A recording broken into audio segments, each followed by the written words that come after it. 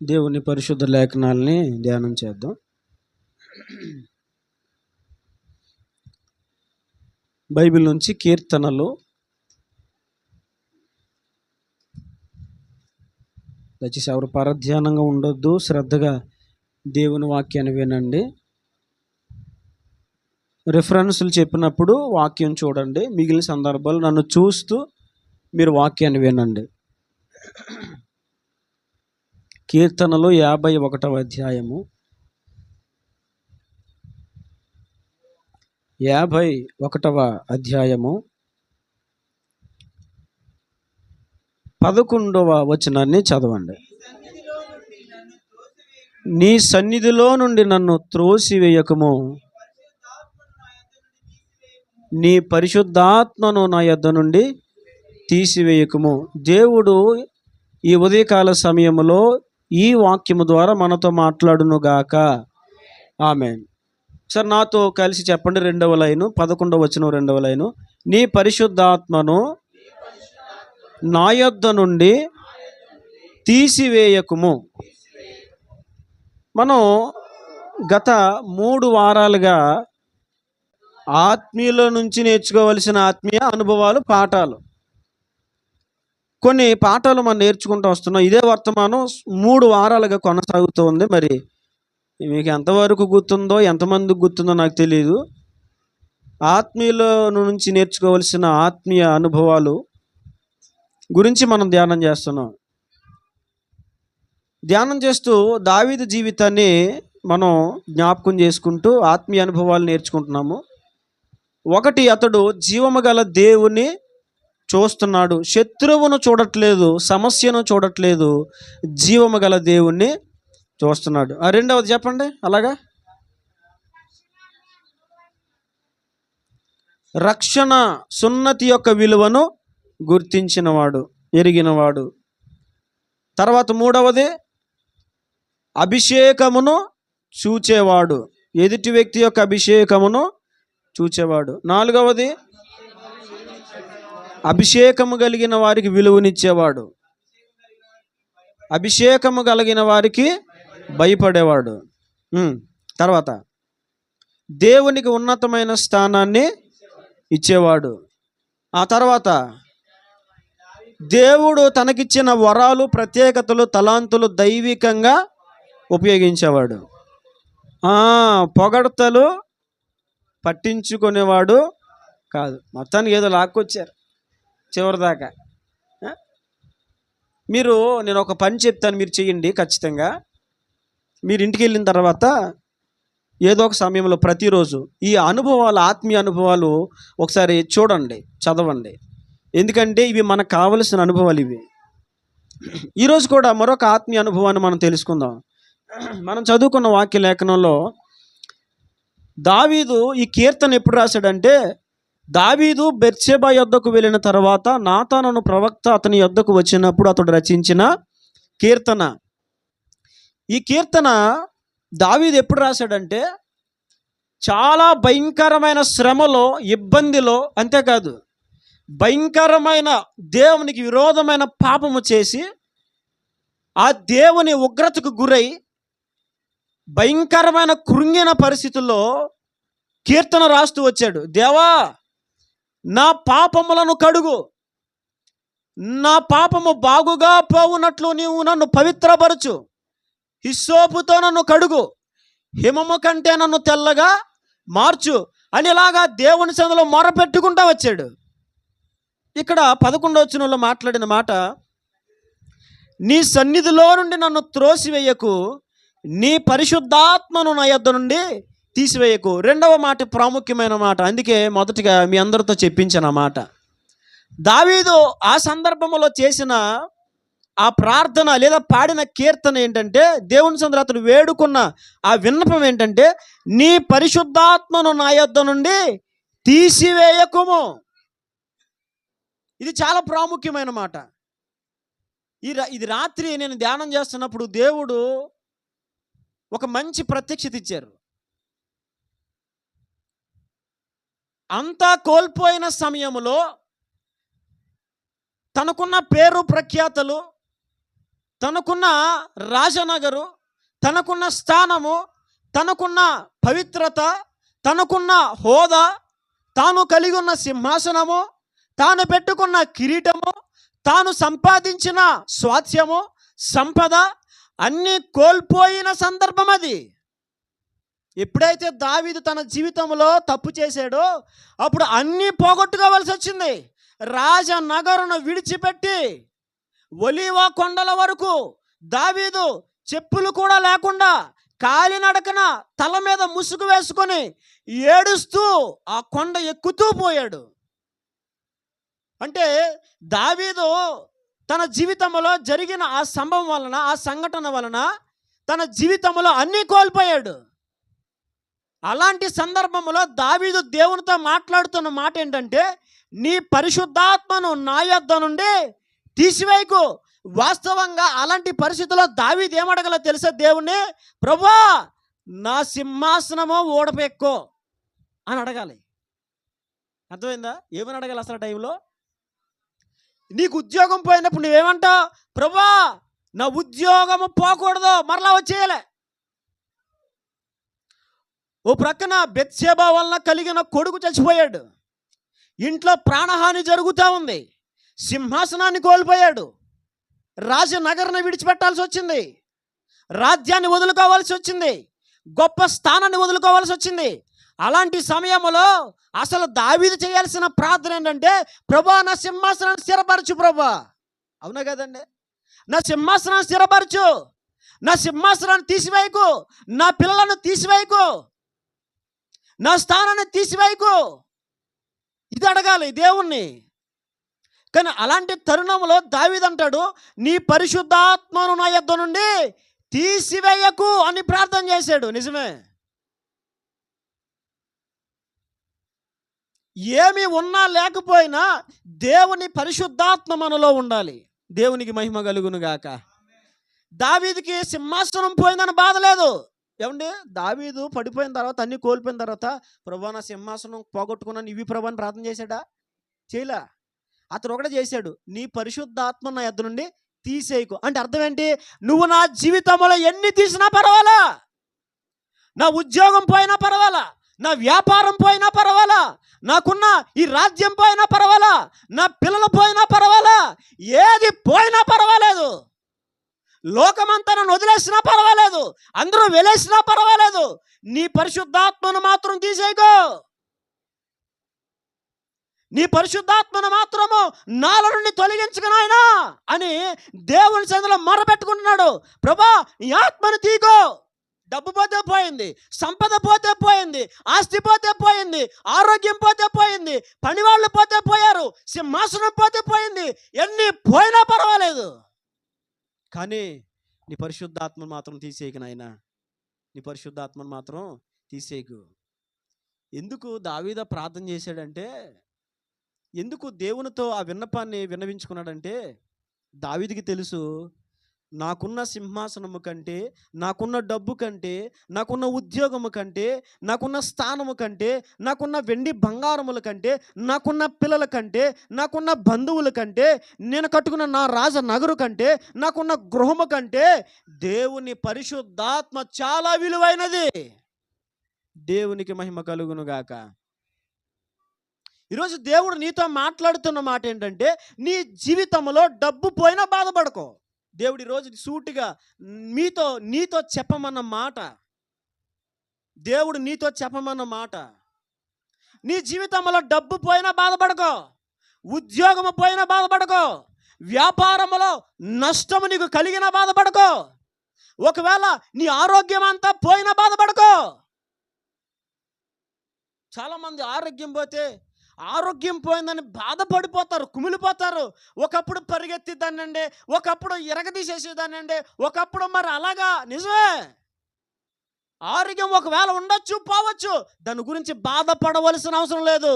కానీ నీలో దేవుని ఆత్మ ఉన్నాడా లేదా, ఇది కావాలి. దేవునికి మహిమ కలుగును గాక. చిన్నప్పుడు మేము మా ఊరు నుంచి చిలకంపాడు అనే ఒక ఊరు వెళ్ళేవాళ్ళం. అక్కడ ఒక మందిరం ఉంది. సైకిల్ మీదే వెళ్ళేవాళ్ళం మేము చిన్నప్పుడు. అయితే నేను నా వెనకాల ఒక ఫ్రెండ్, క్లోజ్ ఫ్రెండ్, మీకు చెప్పాను కదా చాలాసార్లు. ఎవరు ఆ ఫ్రెండ్ పేరు చెప్పండి మీరు.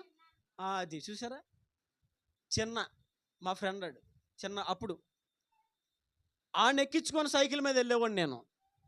ఎక్కడికి? చిలకంపాడు. మా ఊరు నుండి 3 కిలోమీటర్లు చిలకంపాడు. సైకిల్ ఎలా తొక్కి ఉండి తెలుసా? స్పీడ్గా వెళ్ళిపోతున్న ట్రాక్టర్లను కూడా సైడ్ వేసేసేవాడిని సైకిల్తో. తొక్కి తొక్కి తొక్కి తొక్కి తొక్కి వెళ్తున్న ట్రాక్టర్లు ఫాలో అయిపోయి ట్రాక్టర్లను కూడా సైకిల్తో క్రాస్ చేసేవాడిని. కొన్నిసార్లు కొంచెం అలసటగా అనిపించింది అనుకో, తొక్కి తొక్కి తొక్కి ట్రాక్టర్ వెళ్తా ఉన్న ట్రాక్టర్ సైడ్ అది ఉంటుంది కదా రాడ్డు, ఆ రాడ్డు పట్టేసుకునేవాడిని, లాక్కెళ్ళిపోయాడు. చాలా స్పీడ్ తొక్కేవాడిని. అసలు పెప్పర్లో ప్రారంభిస్తే తొక్కడం చిలకంపాడు వరకు ఆకుండా 3 కిలోమీటర్లు తొక్కేవాడిని. బాగా తొక్కేవాడిని. సైకిల్ బాగా అలవాటు. అందువల్ల ఒకసారి మా అన్నయ్య గుంటూరు నుంచి సైకిల్ తీసుకురావాల్సి వస్తే పిప్పరా, గుంటూరు నుంచి డైరెక్ట్గా తాడేపల్లిగూడెం లారీలు, లోడ్ లారీలు, ఖాళీ ట్రక్ లారీలు దొరకవు. విజయవాడ వస్తే దొరుకుతాయి. గుంటూరు నుంచి విజయవాడ 36 కిలోమీటర్లు. మనం విజయవాడ వెళ్ళిపోవాలి, అక్కడే మనకి లారీలు దొరుకుతాయి. అక్కడికి వెళ్తే అప్పుడు సైకిల్ మనం ఏమైనా ట్రక్ లారీలు దొరికితే ట్రక్లు వేసుకుని వెళ్ళిపోవచ్చు, డైరెక్ట్ లారీలు అక్కడ నుంచి మనకు దొరుకుతాయని చెప్పి ఆ గుంటూరు నుంచి 36 కిలోమీటర్లు విజయవాడ సైకిల్ మీద వచ్చేసాను. తొక్కుని ఇద్దరం మా ఆయన వేసుకుని తొక్కొచ్చేసాను. మంచి వేసవకాలం. అసలు కాలు లాగే కాదు, నీరసం అనిపించేది కాదు, కాలు బట్టి కాదు. మొన్న 2 వారాలు బండి పోయిందని, మొన్న బండి ఇంజిన్ పాడైపోయింది, చేయించడానికి డబ్బులు లేవు, ఆ ఉన్న డబ్బులు సరిపోవు అని చెప్పి ఆ బండి పక్కనట్టి మామూలు నడుచుకుంటూ తిరిగితే ఒక రోజు సంతకి వెళ్ళాల్సి వస్తే మన పైన అక్కాల ఇంటికి అక్కాల అబ్బాయి సైకిల్ అడిగి ఆడిని ఎక్కించుకొని వెళ్ళా. ఆడిని ఎక్కించుకొని సెంటర్కి వెళ్ళి అక్కడి నుంచి ఆ మిలిమెట్ట కాదురండి, ఎక్కడి వరకు వెళ్ళామంటే ఆ నీలంపేట సెంటర్ వరకు వెళ్ళాం. దేనికోసం? గాలి, సైకిల్ గాలి పెట్టిద్దామని. తొక్కుతూ ఉంటే కాలు పడేస్తనే, తిరగట్లేదు, అస్సలు తిరగట్లేదు. అమ్మో నొప్పులు నొప్పులు. అస్సలు ఎలా ఉందంటే అడుగు వేయలేకపోతున్నాను. అప్పుడు ఎలా తొక్కివాడిని స్పీడ్గా తొక్కడమా, తొక్కుతాం మరి రన్నింగ్లోనే హ్యాండ్లు పట్టుకుని గాలికి లేపేవాడిని సైకిల్. బండి కూడా అంతే, వెళ్తా లేపేయడమే. టైరు మా స్కూల్ గడ బండి వేసుకెళ్ళి ఎన్నిసార్లు లేపాను. మా ఫ్రెండ్స్ కొన్నిసార్లు పడిపోయేవారు బండి మీద వెనకాల కూర్చొని. లేపేయడమే టైరు, ఫ్రంట్ టైర్ ఎలా లేపేసేవాడిని పైకి. ఇప్పుడు తొక్కలేను. ఎందుకని? అలవాటు లేదు, అప్పుడున్నంత శక్తి లేదు. ఇప్పుడు శక్తి లేదని కురుంగిపోవడం అవసరమా? శక్తినిచ్చేవాడు ఎవరు? దేవుడు. అందుకే దావీదు, నా బలము పోయినా పర్వాలేదు, నాకున్న సంపదలు పోయినా పర్వాలేదు, నాకున్న ఈ స్థానం పోయినా పర్వాలేదు, కానీ నీ పరిశుద్ధాత్మ మాత్రం తీసేయకు. అది పోకూడదు. ఎందుకని? నీకు ఎన్ని ఉన్నా పరిశుద్ధాత్మ లేకపోతే నువ్వు ముందుకెళ్ళలేవు. ఎన్ని లేకపోయినా పరిశుద్ధాత్మ నీలో ఉంటే నీకు ఏదైనా సాధ్యం అవుతుంది. అందుకే దేవుడు ఈరోజు నీతో మాట్లాడుతున్న మాట ఏంటంటే, ఆరోగ్యం పోయిందని బాధపడకు. అయ్యో ప్రభా ఆరోగ్యం పోయిందయ్యా, పోయింది ప్రభా, నువ్వు బాధపడవలసిన అవసరం లేదు. దేవుడు నీతో చెప్పమన్న సూటి మాట ఇది. నీ ఆరోగ్యం పోయిందని నువ్వు బాధపడవలసిన అవసరం లేదు. నీకున్న ధనము పోయిందని నువ్వు బాధపడవలసిన అవసరం లేదు. వ్యాపారంలో తగినంత ఫలితాలు నీకు రావట్లేదని బాధపడవలసిన అవసరం లేదు. ఈ లోకంలో నువ్వు ఏమి కోల్పోయినా నువ్వు బాధపడవలసిన అవసరం ఏమి? నాన్నవారిని వదిలేసినని చెప్తున్నా, నువ్వు బాధపడాల్సిన అవసరం ఏమి? ఒకటి గుర్తుపెట్టుకో, నీ జీవితంలో ఎన్ని పోయినా పర్వాలే, కానీ పరిశుద్ధాత్మను కాపాడుకో. దేని కాపాడుకోవాలి? దావీదు, ప్రభా సింహాసనం మళ్ళీ ఇచ్చాయి, పోయిన ఆ ఖ్యాతి పేరు మరలా నాకు తిరిగిచ్చే, జబ్బు పడిపోయిన బిడ్డ మళ్ళీ లేపాయి, నేను కోల్పోయిన సంపదలు మరలా నాకు ఇచ్చే. ఇది ఏమి అడగలేదు దావీదు, ఒకటే అడుగుతున్నాడు. ఏమని తెలుసా? నీ పరిశుద్ధాత్మను నా ఎదురు తీసేయకో. ఎన్ని తీసినా పర్వాలా, నీ పరిశుద్ధాత్మ మాత్రం తీసేయకు నాయనా. అంటే దావీదులో నుంచి ఈ దినం మనం నేర్చుకోవాల్సిన మరొక ఆత్మీయ అనుభవం ఏంటంటే, దావీదు దేవుడు తనకిచ్చిన పరిశుద్ధాత్మను విలువగా ఎంచేవాడు దేవుడిచ్చిన పరిశుద్ధాత్మను కాపాడుకొనుటలో జాగ్రత్త వహించేవాడు. రాసుకోండి మాట. ఎవరు దావీదు? దేవుడు అనుగ్రహించిన పరిశుద్ధాత్మను విలువగా ఎంచేవాడు, దేవుడిచ్చిన ఆత్మను కాపాడుకొనుటలో జాగ్రత్త వహించినవాడు. పరిశుద్ధాత్మను విలువగా ఎంచినవాడు కాబట్టి, డబ్బుని విలువగా ఎంచని వాడు కాదు కాబట్టి, ఎంచేవాడు కాదు కాబట్టి, డబ్బు ఇవి ప్రభా అనలా, డబ్బు తీసేయకు ప్రభా, సంపదలు తీసేయకు ప్రభా అని అడగలా. నీ పరిశుద్ధాత్మను నా యొద్ద నుండి తీసివేయకు అన్నాడు. అంటే ఏంటి? నువ్వెన్నైనా తీసేయి, పరిశుద్ధాత్మ మాత్రం తీకు నాయనా. ఏ తీయొద్దు? బైబిల్లో కొంతమంది ఉన్నారు, ఎన్ని పోయినా పరిశుద్ధాత్మను కాపాడుకున్నారు. యోబు తన జీవితాలు అన్నీ కోల్పోయినా దేవుని ఆత్మను కాపాడుకున్నాడు. బైబిల్లో దరిద్రుడు లాజరు అను దరిద్రుడు ఒకడు ఉండెను. అతనికి అన్నీ పోయినాయి, అన్నీ కోల్పోయాడు, కానీ దేవుని ఆత్మను మాత్రం పోగొట్టుకోలే. ప్రభు అన్నీ కోల్పోయాను, దరిద్రుని అయిపోయాను అని ఎప్పుడు బాధపడలేదు లాజరు. చూడండి, ఆత్మీయుల నుంచి మనం నేర్చుకోవాల్సిన మరొక పాఠం ఏంటంటే, ప్రభువా ఇదిగో నీ ఆత్మను ఎప్పుడు కోల్పోకూడదు నాయనా, నీ ఆత్మను ఎద్దరు తీసివేయకు. ఈరోజు నీవు కూడా ఏం చేయాలి తెలుసా? నీలో ఉన్న పరిశుద్ధాత్మను విలువగా ఎంచాలి, నీలో ఉన్న పరిశుద్ధాత్మను కాపాడుకున్నట్లో జాగ్రత్త వహించాలి. ఇది చాలా అవసరం. ఏమీ లేకపోయినా పర్వాలా, నీకు బాగా గుర్తుపెట్టుకో. నువ్వన్నీ కోల్పోయినా పర్వాలా, బాధపడకో. ఆరోగ్యం లేకపోయినా పర్వాలా, అంతస్తులు లేకపోయినా పర్వాలా, జాగ్రత్తగా విను. నీ చేతిలో సరైన డబ్బులు లేకపోయినా పర్వాలా, నీకున్న ఉద్యోగం పోయినా పర్వాలా, నేను చెప్తున్నా, ఏమి పోయినా బాధపడొద్దు. దేవుడు ఈరోజు నా ప్రవచనాత్మకంగా మాట్లాడుతున్న మాట. అంటే అన్నీ పోవాలని కాదు, ఒకవేళ పోయినా బాధపడొద్దు. పరిశుద్ధాత్ముడు వెళ్ళిపోతే బాధపడు. ఎవరు వెళ్ళిపోతే బాధపడాలి? పరిశుద్ధాత్ముడు నిన్ను వదిలేస్తే బాధపడాలి. నీ జీవితంలో ఎన్ని పోయినా పర్వాలా. ఒక మాట చెప్తున్నాను, నీ జీవితంలో ఏది పోయినా మరలా సంపాదించుకోవచ్చు, కానీ పరిశుద్ధాత్ముడు పోయాడా మరలా నీకు ఎప్పుడు దొరకడు. దావీదు ఎవరంటే, దేవుడు తనకిచ్చిన పరిశుద్ధాత్మను విలువగా ఎంచిన వాడు, దేవుడు తనకిచ్చిన పరిశుద్ధాత్మను కాపాడుకున్నట్లు జాగ్రత్త వహించేవాడు. భయంకరమైన పాపం చేశాడు దావీదు. వాతవేయబడిన మనసాక్షి కలిగిన వాడై అపవాది యొక్క శోధనలో చిక్కుకొని చేయకూడని పాపము చేశాడు దావీదు. అలాంటి సమయంలో కూడా దావీదు ఏం చేస్తాడు? ప్రభా నేను చేసిన పాపం బట్టి ఏది పోయినా పర్వాలా, కానీ నీ ఆత్మను మాత్రం తీసేయకు ప్రభా. నీ ఆత్మ లేకపోతే నేను బ్రతకలేను, నీ ఆత్మ లేకపోతే నేను జీవించలేను. నీ ఆత్మ ఉండే చాలు, నేను పడిపోయిన మరల లెగుస్తాను. దేవునికి మహిమ కలుగును గాక. దేవుడు నీకు పరిశుద్ధాత్మని ఇచ్చాడు కదా, నీలో తన పరిశుద్ధాత్మను ఉంచాడు కదా, నీవు దాన్ని విలువ ఎంచుతున్నావా? నీ జీవితంలో పరిశుద్ధాత్మ విలువైందా, లేకపోతే డబ్బు విలువైందా? ఏది విలువైంది నీ జీవితంలో? నీ జీవితంలో పరిశుద్ధాత్మను విలువైనదిగా ఎంచాలి నువ్వు.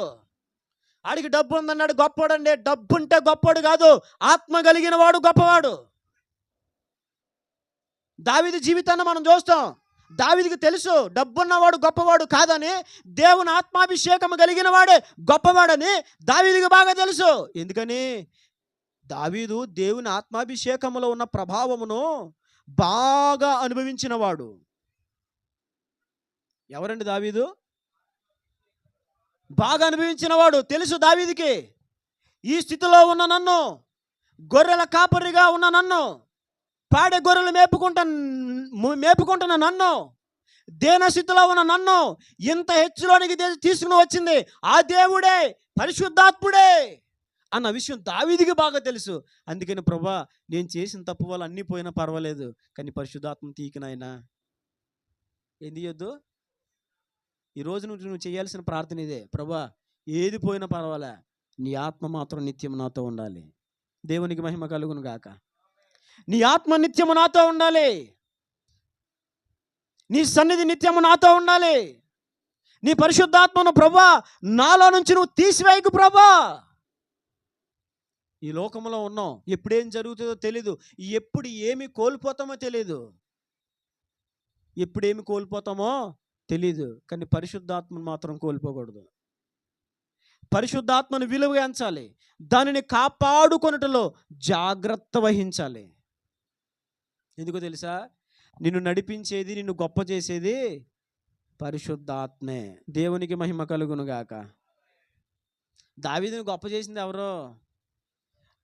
దావీదు గురించి రాయబడిన మాట సమూయేలు గ్రంథంలో ఉంటుంది, మొదటి గ్రంథంలో. దావీదుని అభిషేకించిన తర్వాత అతడు అభిషేకింపబడిన నాట నుండి, బైబిల్లో రాయబడిన మాట, అతడు అభిషేకింపబడిన నాట నుండి దావీదు మీదకి దేవుని ఆత్మ బలముగా దిగి వచ్చింది. ఎలా దిగి వచ్చింది? అతడు అభిషేకింపబడిన నాట నుండి. అభిషేకింపబడక మునుపు తన జీవితం వేరు, అభిషేకింపబడిన తర్వాత దేవుని ఆత్మ తన మీదకి బలముగా దిగి వచ్చింది, బలముగా దిగి వచ్చింది. అందుకే దావీదు ఏమి కోల్పోయినా బాధపడ్డావు, నీ ఆత్మను మాత్రం తీసేయకు నాయనా. నీ ఆత్మ ఉండాలి, ఏం పోయినా పర్వాలా. నీ జీవితంలో డబ్బును పోగొట్టుకున్నావా? నీ జీవితంలో ఆరోగ్యాన్ని పోగొట్టుకున్నావా? నీ జీవితంలో నీకున్న ఉద్యోగాన్ని పోగొట్టుకున్నావా? నీకున్న స్థానాన్ని పోగొట్టుకున్నావా?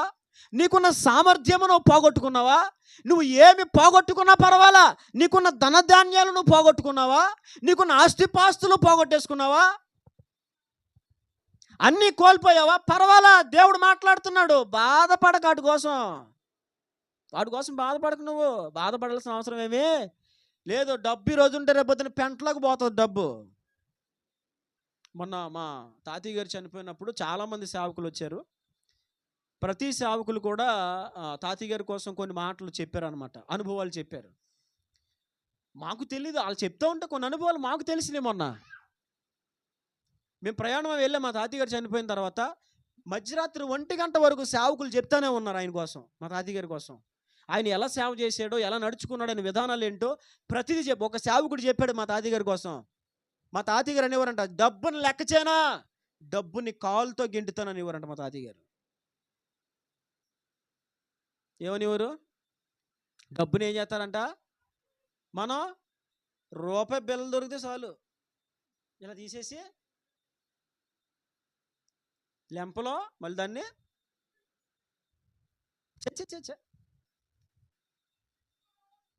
ఎంత గొప్ప సాక్ష్యం చూడండి. అంటే తన జీవితంలో డబ్బుని విలువగా ఎంచిన వ్యక్తి కాదు. 2 సేవకులు చెప్పారు ఆ మాట. సంసోన్ గారు ఇలా అనేవారు, డబ్బుని లెక్క చేయను, దాని కాళ్ళతో తన్నుతాను అనేవారంట.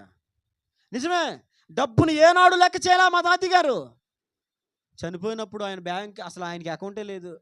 మా తాతయ్య గారికి అకౌంటే లేదు, బ్యాంక్ అకౌంటే లేదు. మాకు అకౌంట్లు ఉన్నాయి, మా తాతయ్య గారికి అకౌంటే లేదు. చనిపోయినప్పుడు మా తాతయ్య గారు బ్యాగ్ మా అన్నయ్య చనిపోగానే తీసుకెళ్ళి వాళ్ళ భార్యని లోపల పెట్టమన్నారంటే బయటికి తీలే. ఆయన ఆదరణ కూడికి రోజున తీద్దామని లోపలే ఉంచారు. ఆదరణ కూడికి రోజున బ్యాగ్ తీసుకొచ్చాడు బయటికి, మన తెప్పించాడు. సంసోన్ గారు చనిపోయిన తర్వాత ఆయన బ్యాగ్ని ముట్టుకోలేదు, అసలు తీయలేదు. మీ సమక్షంలో తీద్దామని నేను తీసుకొచ్చాను, అసలు ఏమున్నాయి ఇందులో, ఆయన ఏం పెట్టాడు అని చెప్పి లైవ్లో దాన్ని సేవకులు ఎదురుగా ఓపెన్ చేయించాడు మా అన్నయ్య. ఓపెన్ చేస్తే అందులో నాకు తెలిసి ఒక 1000 రూపాయలు ఉంటాయి. మీరు ఉన్నారు కదా, నాకు తెలిసి చిల్లర అంతా కలిపి ఒక 1000 రూపాయలు ఉంటాయి. 200 కాగితాలు 2, 100 కాగితాలు 4, 5 ఉన్నాయి, 50 కాగితాలు 4, 5 ఉన్నాయి, 10 కాగితాలు 20 కాగితాలు ఒక 5, 6 ఉన్నాయి, ఒక 1000 రూపాయలు ఉన్నాయి. నిజం, ఏనాడు డబ్బుని లక్ష్య పెట్టలేదు ఆయన. డబ్బుని లెక్క పెట్టేవాడైతే, లక్ష్య పెట్టేవాడైతే, డబ్బుని విలువగించేవాడైతే ఎన్నో వెనకాల మూటలు కూడగట్టేవాడు ఆయన. ఆ సాక్ష్యాలన్నీ విని నేను కొన్ని అనుభవాలు నేర్చుకున్నాను. నీ జీవితంలో డబ్బు విలువైందని నువ్వు అనుకోకు. డబ్బు లేకపోతే జీవితమే లేదు అని అనుకోకు. డబ్బు లేనందుకు నీవు బాధపడకు. దేవుడు నీతో మాట్లాడుతున్న మాట. ఆరోగ్యము పోయిందని నీవు బాధపడకు. సమస్తము నేను కోల్పోయానని నువ్వు బాధపడకు. నీకు ఏమున్నా లేకపోయినా నీ జీవితంలో పరిశుద్ధాత్ముడు ఉన్నాడు. ఆ పరిశుద్ధాత్ముడు విలువైన వాడని, ఆ పరిశుద్ధాత్ముని నీవు కాపాడుకున్నట్లో జాగ్రత్త వహించు. పరిశుద్ధాత్ముడు విలువైన వాడని నువ్వు గుర్తించి ఆ పరిశుద్ధాత్మను కాపాడుకున్నట్లో ఏం చేయాలి? జాగ్రత్త వహించాలి. ఏం చేయాలండి? జాగ్రత్త వహించాలి. బైబిల్లో ఒక మాట రాయబడింది, చూడండి, జ్ఞాపకం చేస్తాను.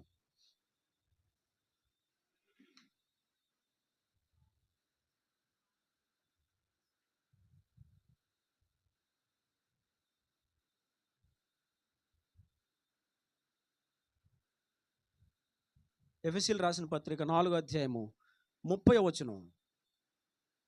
ఎఫెసీయులు 4:30.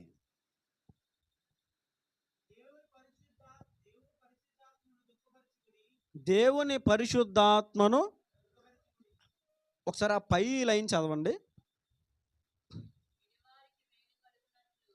వినువారికి మేలు కలుగునట్లు అవసరమును బట్టి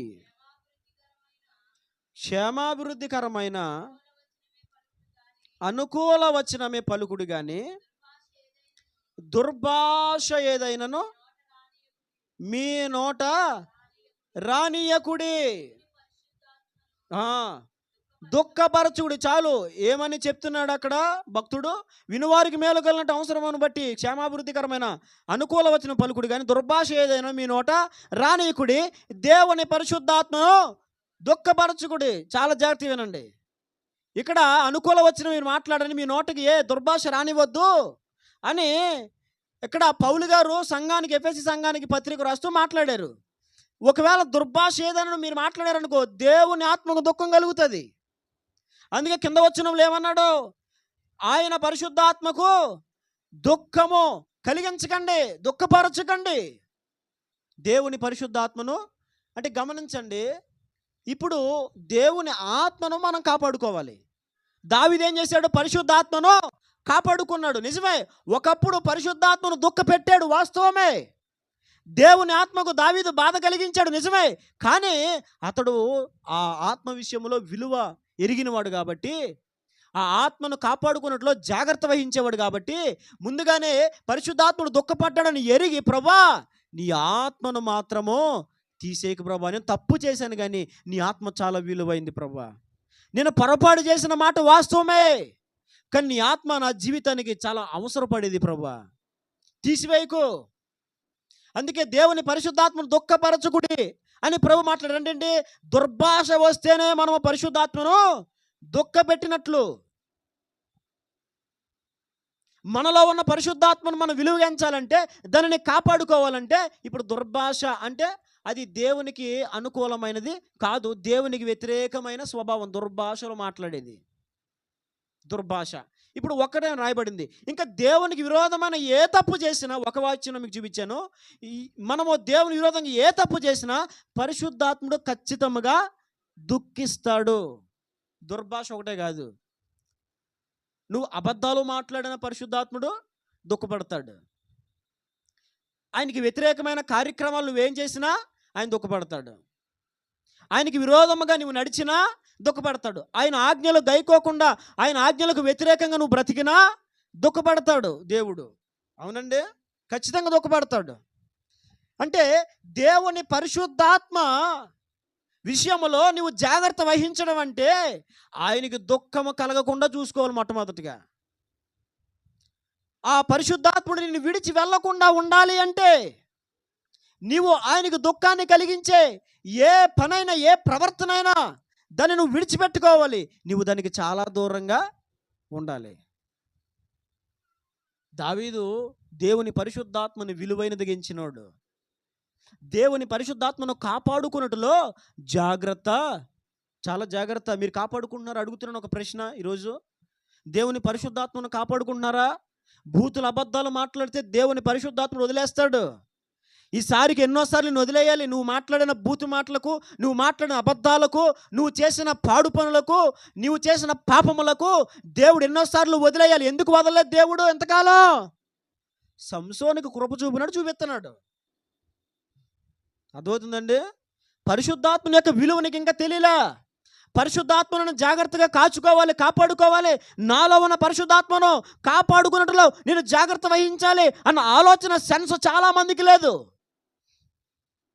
2015లో దేవుడు నాకు వాగ్దానం చేశాడు, ఇదిగో నా ఆత్మ నేను నీ మీద ఉంచాను, దీనులకు సువార్త ప్రకటించుటకు నేను నిన్ను అభిషేకించాను అని ప్రభు మాట్లాడారు. ఎప్పుడైతే దేవుడు నా ఆత్మ నీ మీద ఉంచాను అని మాట్లాడాడో అప్పుడే నేను తెలియకుండా ఒక తీర్మానం చేసుకున్నా. ఏమని తెలుసా? అమ్మో, దేవుని పరిశుద్ధాత్ముడు నాలో ఉంటున్నాడు కాబట్టి నేను నా జీవితాన్ని జాగ్రత్తగా కాపాడుకోవాలి, నా మాటలు జాగ్రత్తగా కాపాడుకోవాలి, నా చూపులు జాగ్రత్తగా కాపాడుకోవాలి, నా ప్రవర్తన జాగ్రత్తగా కాపాడుకోవాలి. నేను చెప్తున్నా, నీలో పరిశుద్ధాత్ముడు నివసిస్తున్నాడు. నీలో పరిశుద్ధాత్ముడు ఉన్నాడు. నీ దేహము దేవునికి ఆలయము. పౌలు గారు అదే మాట్లాడతారు. మన దేహములో దేవునికి ఆలయము. ఆయన ఆలయం ఎలా ఉండాలి? చాలా పవిత్రముగా ఉండాలి. నా ఆలయమును ఎవడైనా పాడు చేస్తే నేను వాడిని పాడు చేస్తానని చెప్పాడు దేవుడు. గుర్తుపెట్టుకో, నీ దేహము పరిశుద్ధాత్మకు నిలయము. ఆయనకు దుఃఖము కలిగించే ఏ పనైనా, ఏ వ్యవహారమైనా నువ్వు చేయకూడదు. చేసావా? నేను చెప్తున్నా, ఈ రోజుకి ఎన్నో చేసావు, కానీ దేవుడు నిన్ను వదల్లా. దానికి సంసోను, సౌలు జీవితాలే ఉదాహరణలో. చెయ్యొద్దన్న తిరుగుబాటు చేసి దేవుని విరోధంగా నడిచి వాళ్ళు దేవుని పరిశుద్ధాత్మక దుఃఖాన్ని కలిగించారు. ఢిల్లీలో ఒళ్ళో పడుకుని అయ్యగారు ఆటలాడుతున్నాడు, గేమ్స్ ఆడుతున్నాడు సంసోను. నీ బలం ఎందులో ఉంది చెప్పంటే, నా బలమా? ఏమీ లేదు, కొత్త తాళ్ళు తీసుకొచ్చి కట్టామనుకో బలం అంతా పోతుంది. ఆటలాడుతున్నాడు. ఆమె అలాగే కట్టేసింది. ఈ మనిషి గురించి తెలుసుకోవాలి, కానుకోవాలండి. సంసోను కానుకోవడానికి ఎందుకనే? అది కానుకునే టైం కాదు. ఇంకా అది అయ్యగారు వేరే అట్మాస్ఫియర్లో ఉన్నాడు, వేరే వాతావరణంలో ఉన్నాడు అయ్యగారు. ఇంక కానుకునే టైం కాదు అది. నీ బలం ఎందులో ఉందో చెప్పు. తాళ్ళతో గడేసింది. వాస్తవానికి దేవుడు ఏం చేయాలి? ఏంట్రా, నేను నీకు అభిషేకం ఇస్తే, నేను నా ఆత్మ నీకు ఇస్తే నువ్వు ఎలా చేస్తావేంట్రా అని పరిశుద్ధాత్ముడు వెళ్ళిపోతే, తాళ్ళ చేత బంధించబడిన వాడు దాని నుంచి విడుదల పొందగలుగుతాడా? కానీ పొందగలిగాడు. ఎందుకని? దేవుడు ఇంకా కృప చూపిస్తున్నాడు. పాపము చేసిన దేవుడు విడిచిపెట్టట్లేదు. వ్యభిచారంలో బ్రతుకుతున్న దేవుడు విడిచిపెట్టట్లేదు. ఆయన పని చేయడం మానేసి ఇష్టానుసారంగా తిరిగిన దేవుడు సంసోన్ని విడిచిపెట్టట్లేదు, వదలట్లేదు. కానీ ఒక్కసారి వదిలేడండి. దేవుని ఆత్మ అతన్ని విడిచిపోయేనని అతనికి తెలియలేదు అని తర్వాత రాయబడుతుంది. ఎప్పుడైతే తల క్షవరం చేయబడిందో, తన రహస్యము, దేవుని ఉద్దేశాలు వ్యభిచారి దగ్గర ఎలా ఎప్పుడైతే చెప్పేశాడో, అప్పుడు దేవుని ఆత్మ అతను విడిచిపెట్టి వెళ్ళిపోయింది. యథావిధిగా మరలా విరజిమ్ముకొందును అనుకొని లేచాడు సంసోను. లెగిస్తే బలం రాట్లా. శత్రువులు వచ్చేసారు, అతని మీద పడిపోయి పట్టేసుకున్నారు. ఆ సమయంలో దేవుని ఆత్మ అతను విడిచిపెట్టిందని అతనికి తెలియలే. ఒకసారి ఈ వాక్యలేఖనం చదివినప్పుడు చాలాసేపు ఏడ్చాను నేను. దేవుని ఆత్మ సంసోన్ని విడిచిపెట్టేసిందని అతనికి తెలియలేదు. అంటే కాపాడుకునే విషయంలో జాగ్రత్త వహించలేదు సంసోను. దేవుని పరిశుద్ధాత్మను విలువగా ఎంచలేదు సంసోను. ఈరోజు దేవుడు నీతో మాట్లాడే మాట ఏంటంటే, నువ్వు నీ జీవితంలో ఏమి పోగొట్టుకున్నా పర్వాలే. ఒకవేళ పేరు పోయిందా, నీ సాక్ష్యం పోయిందా, నీ గురించి చెడు ప్రచారాలు జరుగుతున్నాయా, పోనీ, ఏం పోయినా పర్వాలే. కానీ పరిశుద్ధాత్ముడు ఉన్నాడా లేదా నీలో, అది చూసుకో. నీవు పరిశుద్ధాత్మను విలువగా ఎంచుతున్నావా లేదా? పరిశుద్ధాత్మను కాపాడుకున్నట్లో నీవు జాగ్రత్త వహిస్తున్నావా లేదా? ఇదే నీవు దృష్టి పెట్టు, ఇంకేం ఆలోచించుకో. ఎందుకో తెలుసా? పరిశుద్ధాత్ముడు లేకపోతే మనకు బతుకే లేదు. దేవునికి మహిమ కలుగును గాక. పరిశుద్ధాత్మ కాపాడుకోవడం చాలా అవసరం. ఎందుకు కాపాడుకోవాలి? పరిశుద్ధాత్మను ఎందుకు కాపాడుకోవాలి? పరిశుద్ధాత్మను కాపాడుకుంటే మనకు వచ్చే ప్రయోజనం ఏంటి? మనకు వచ్చే లాభం ఏంటి? పరిశుద్ధాత్మను మనం కాపాడుకోవడం ద్వారా మనం ఎలాంటి దీవెనలు పొందుకుంటాం, ఎలాంటి ఆశీర్వాదాలు పొందుకుంటాం అనే విషయాలు మనం తెలుసుకోవాలి. చూడండి, బైబిల్లో పరిశుద్ధాత్మను మనం కాపాడుకోవడం ద్వారా ఎలాంటి దీవెనలు, ఆశీర్వాదాలు, మేలులు మనం పొందుకుంటామో, మనలో ఎలాంటి మార్పులు కనబడతాయో మీకు బైబిల్ నుంచి జ్ఞాపకం చేస్తాను. పరిశుద్ధాత్ముడు మన జీవితాలకు ఎంతగా సహాయపడతాడో కొన్ని విషయాలు మీకు జ్ఞాపకం చేస్తాను.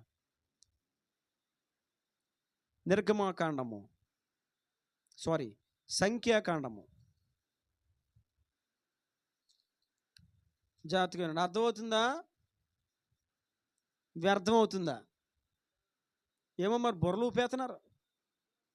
చెప్తే నిజమే, ప్రభు చెప్పినట్టు గొర్రెలాగా ఎల్లగా అంటున్నారు. మరి ప్రభువా ఎంతవరకు అర్థమవుతుందో నాయన, జాగ్రత్తగా వినండి. చాలా ప్రాముఖ్యమైన విషయాలు.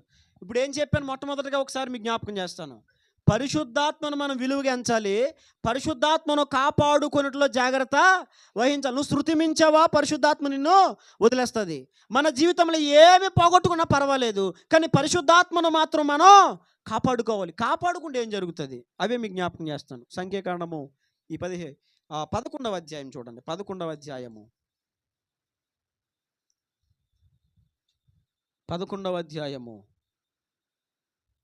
17వ వచనం చదవండి. జాగ్రత్తగా చూడండి. నేను దిగి అక్కడ నీతో మాట్లాడేదను. ఇది ఒకసారి, ఇది మోషేతో దేవుడు మాట్లాడుతున్న మాట. అర్థమైంది కదా? మోషేతో దేవుడు మాట్లాడుతున్న మాట. నేను దిగి అక్కడ నీతో మాట్లాడతాను మోషే. మరియు ఈ మాట చూడండి. నీ మీద వచ్చిన ఆత్మ, ఈ ఒక్క మాట చాలు. ఇక్కడ మోషేతో దేవుడేమని మాట్లాడాడంటే, నేను దిగి అక్కడ నీతో మాట్లాడతాను, మరియు నీ మీద వచ్చిన ఆత్మ. ఎవరి మీదకి వచ్చిన ఆత్మ అది? చెప్పండి. ఎవరి మీదకి వచ్చిన ఆత్మ చెప్పాలే.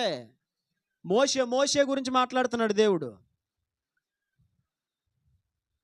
మోషేతో దేవుడు మాట్లాడుతున్నాడు. నేను దిగి వస్తా, నీతో మాట్లాడతాను, అయితే నీ మీద ఉంచిన ఆత్మ వారి మీద కూడా ఉంచుతానని చెప్తున్నప్పుడు దేవుడు మొట్టమొదటిగా ఏమన్నాడంటే, నీ మీద ఆత్మను ఉంచాను. ఏముంచాడు దేవుడు మోషే మీద? పరిశుద్ధాత్మ మనకి ఎంత ఉపయోగకరమో జాగ్రత్తగా వినండి. చాలా కాలము 40 సంవత్సరాలు మోషే జీవితం అరణ్యంలో వ్యర్థంగా గడిపాడు. ఆ మిద్యాను అరణ్యంలో గొర్రెలు మేపుకుంటూ తన జీవితంలో పేరు మరుగైపోయింది, సాక్ష్యం మరుగైపోయింది. ఒకప్పుడు రాజకుమారునిగా, మనవుడిగా, రాజకుమార్తె కుమారునిగా పిలువబడ్డాడు. ఈ రోజున మోషే పేరు అందరూ మర్చిపోయారు. ఐగుప్తు దేశంలో గుర్తులేదు. అర్థమవుతుందండి? అతని పేరు మరుగైపోయింది. ఎందుకని? 40 సంవత్సరాలు ఐగుప్తుని విడిచిపెట్టేసి వెళ్ళిపోయాడు. 40 సంవత్సరాలు ఎక్కడున్నాడు? అరణ్యంలో మోషే. అంటే అర్థమవుతుందా? అరణ్యంలో మోషే ఏం చేశాడు 40 సంవత్సరాలు? చెప్పండి. భోజనం చేశాడా? చెప్పండి. ఏం చేశాడు? గొర్రెలు కాచుకున్నాడు. 40 సంవత్సరాలు ఐగుప్తులో ఉండాల్సిన మోషే, రాజుగారి మనవడిగా పిలువబడవలసిన మోషే, ఉన్నతమైన పేరు అందవలసిన మోషే 40 సంవత్సరాలు ఐగుప్తును విడిచి అరణ్యంలో గొర్రెలు మేపుకుంటూ తన జీవితాన్ని గడుపుతున్నాడు. అంటే విలువ పోయింది, చదువు పోయింది, ఆరోగ్యం పోయింది. అంటే అరణ్యంలో ఉన్నాడు, అన్ని పోగొట్టుకున్నాడు లేదా? లాస్ట్కి ఏమన్నాడు?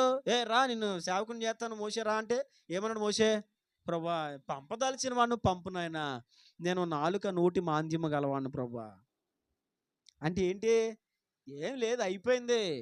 అప్పుడున్న ఆ జోష్, అప్పుడున్న కసి, అప్పుడున్న పొగరు, అప్పుడున్న ఆ శక్తి, అప్పుడున్న పేరు, అప్పుడున్న ప్రావీణ్యత, అప్పుడున్న మాట తీరు, ఇవన్నీ కూడా పోయినాయి, మొత్తం పోయినాయి. మోషే అంటాడు, ప్రభా నేను ఇప్పుడు వెళ్ళలేను ప్రభా. ఇలాగున మోషే జీవితం నిరుపయోగముగా మారిపోయింది. అయితే ఇలాగ నిరుపయోగముగా మారిపోయిన మోషే జీవితమును దేవుడు మరలా ఉపయోగకరంగా మార్చే ఎలాగా? దేవుడు తన ఆత్మను ఉంచాడు మోషే మీద. దేవునికి మహిమ కలుగును గాక. అందుకే దేవుడు మరలా గుర్తు చేస్తున్నాడు మోషేతో, మోషే నీ మీద ఉంచిన ఆత్మను నేను వారి మీద కూడా ఉంచుతాను. కొంతమంది అధికారులను, పెద్దలను నీవు నియమించు. ఈ పరిచర్య కొరకై కొంతమంది పెద్దలను నువ్వు నియమించు. నీ మీద ఉంచిన ఆత్మ వారి మీద కూడా నువ్వు నీ జీవితంలో పరిశుద్ధాత్మను కాపాడుకోవడం చాలా ప్రాముఖ్యం. ఎందుకో తెలుసా?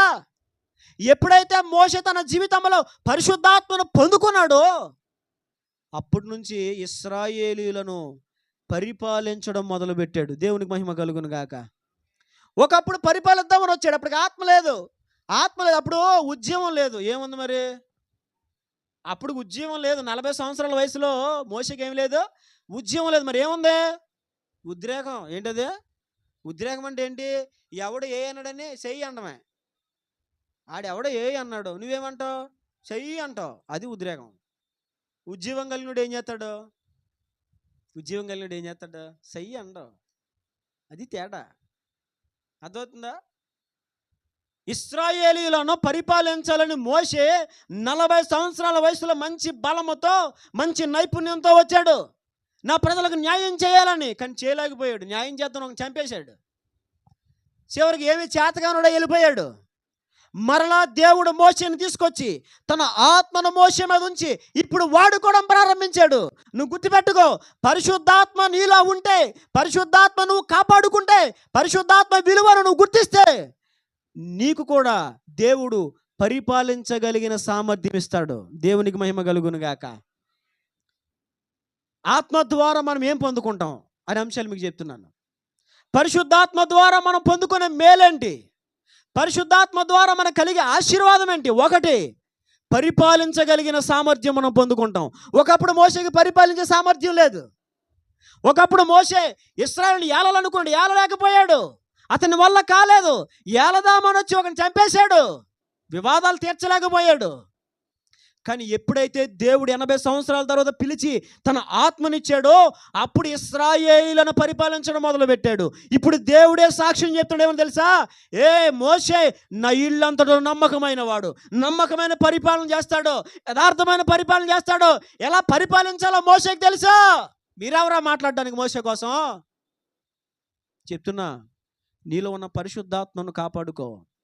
నీలో ఉన్న పరిశుద్ధాత్మను కాపాడుకున్నట్లు నువ్వు జాగ్రత్త వహించు. అలా నువ్వు జాగ్రత్త వహిస్తే పరిపాలించే సామర్థ్యం దేవుడు నీకు ఇస్తాడు. పరిపాలించే సామర్థ్యం మనకు కావాలా వద్దా? చెప్పండి. కావాలా వద్దా? కావాలి. పరిపాలించడం ముఖ్యం. నా పెళ్ళంటో చాలామంది నా పెళ్ళి పరిపాలన చేయడం వచ్చా నీకు? కుటుంబాన్ని ఏలుకోవడం వచ్చా? అవునా? మా అమ్మ ఒకసారి చెప్పాను కదా, మా అమ్మకి నీకు పెళ్లి చేస్తాం అంటే మా అమ్మమ్మ అనుకుందంట పెళ్ళి అంటే పప్పలు తినడం అనుకున్నదంట. నిజం. కూర్చోబెట్టి చుట్టూ పప్పలు పెడతారేమో. నిజం. మా అమ్మగారు ఆవిడ చెప్పిన మాటే నేను చెప్తున్నా. చిన్న వయసులో పెళ్లి చేశారు ఆవిడకి, మెచ్యూర్ అయ్యిందే పెళ్లి చేశారు మా అమ్మమ్మకి. మా తాతయ్య గారికి 17 సంవత్సరాలు పెళ్ళికి. మా తాతయ్య గారికి 17 సంవత్సరాలు అంటే మా అమ్మకి ఎన్ని ఉంటాయి? నాకు తెలిసి 14 13 ఉంటాయి. అంతే కదండి. చిన్న వయసులో పెళ్లి చేశారు మా అమ్మమ్మకి. మా తాతయ్య గారు మా అమ్మకి కొన్ని 5-6 సంవత్సరాలు తేడా ఉంది. చిన్న వయసులో నీకు పెళ్లి చేస్తామంటే ఈమె అనుకుందంట పెళ్ళి అంటే నన్ను మధ్యలో కూర్చోబెట్టి చుట్టూ పప్పలు పెడతారేమో, పప్పలేడి శుభ్రంగా తినొచ్చు అనుకున్నదంట. మా అమ్మమ్మ ముసలమ్మ అయిపోయాక అప్పుడు చెప్తుంది, ఒరే బావా నాకు పెళ్ళి అంటే పప్పలు తినడం అనుకున్నాను రా. తిన్నది పప్పలు, చాలా పప్పలు తిన్నది. ఏ పప్పలు చెప్పండి? భర్త గారు పెట్టిన పప్పలు. ఒక్కొక్క పప్ప చక్కగా ఎర్రగా వచ్చింది అనమాట పప్ప. అర్థమైందా? అనుకునేదంట ఆవిడ. అర్థమైందండి? కొంతమంది పెళ్ళని ఊగిపోతారు. పరిపాలన చేయడం వచ్చా? చాలామంది సేవను ఊగుతారు. పరిపాలన చేయడం వచ్చా? చాలామంది నేను లీడర్గా ఉంటాను, నేను పెద్దగా ఉంటాను, నేను అది ఇది, నేను సర్పంచ్ని అయిపోతాను, నేను అది అయిపోతాను, ఇది అయిపోతాను. పరిపాలన చేయడం వచ్చా? ఒక సమాజాన్ని, ఒక సంఘాన్ని, ఒక కుటుంబాన్ని నువ్వు పరిపాలన చేయాలంటే దేవుడిస్తాడు. ఆత్మాభిషేకం కలిగిన వారు పరిపాలన చేయగలుగుతారు, పరిపాలన చేయగలిగిన సామర్థ్యం పొందుతారు. ఇశ్రాయేలు తక్కువలండి? ఇశ్రాయేలు తక్కువలా? చెప్పండి. ఇశ్రాయేలు తక్కువలా? ఒరే నండ్రా మేఘం ఎత్తబడిందంటే ఇలా తెలుసు. ఆగా ఈరోజే గొర్రెను కోసుకున్నాం, ఏమని బయలుదేరమంట. అది తిన్నదంటే మోసేగానని వారు ఇలా. ఆయన సమర్థవంతంగా పరిపాలన చేసేవాడు కాబట్టి ఎవరిని ఎలా నడిపించాలని నడిపించాడు. సుమారుగా 25-30 లక్షల మంది జనాంగాన్ని మోషే తన నాయకత్వం ద్వారా నడిపించాడు. దేవునికి మహిమ కలుగును గాక. ఎందుకో తెలుసా? ఆత్మాభిషేకము కలిగిన వారు, ఆత్మను కాపాడుకునేవారు, ఆత్మ విలువను గుర్తించిన వారు పరిపాలన చేయగలిగిన సామర్థ్యం పొందుతారు. ఏ సామర్థ్యం అదే?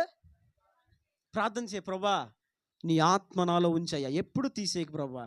నేను ఎప్పుడు నా వ్యక్తిగత ప్రార్థనలో ఒకటే ప్రార్థన చేస్తాను, ప్రభా నీవు నా చెయ్యి ఎప్పుడు విడిచిపెట్టుకో. నేను ఇదే ప్రార్థన చేస్తాను వ్యక్తిగత ప్రార్థనలో, ప్రభా నేను నీ చెయ్యి పట్టుకోను, నువ్వే పట్టుకో. ఎవరు పట్టుకోవాలి? ప్రభా నీవు పట్టుకో.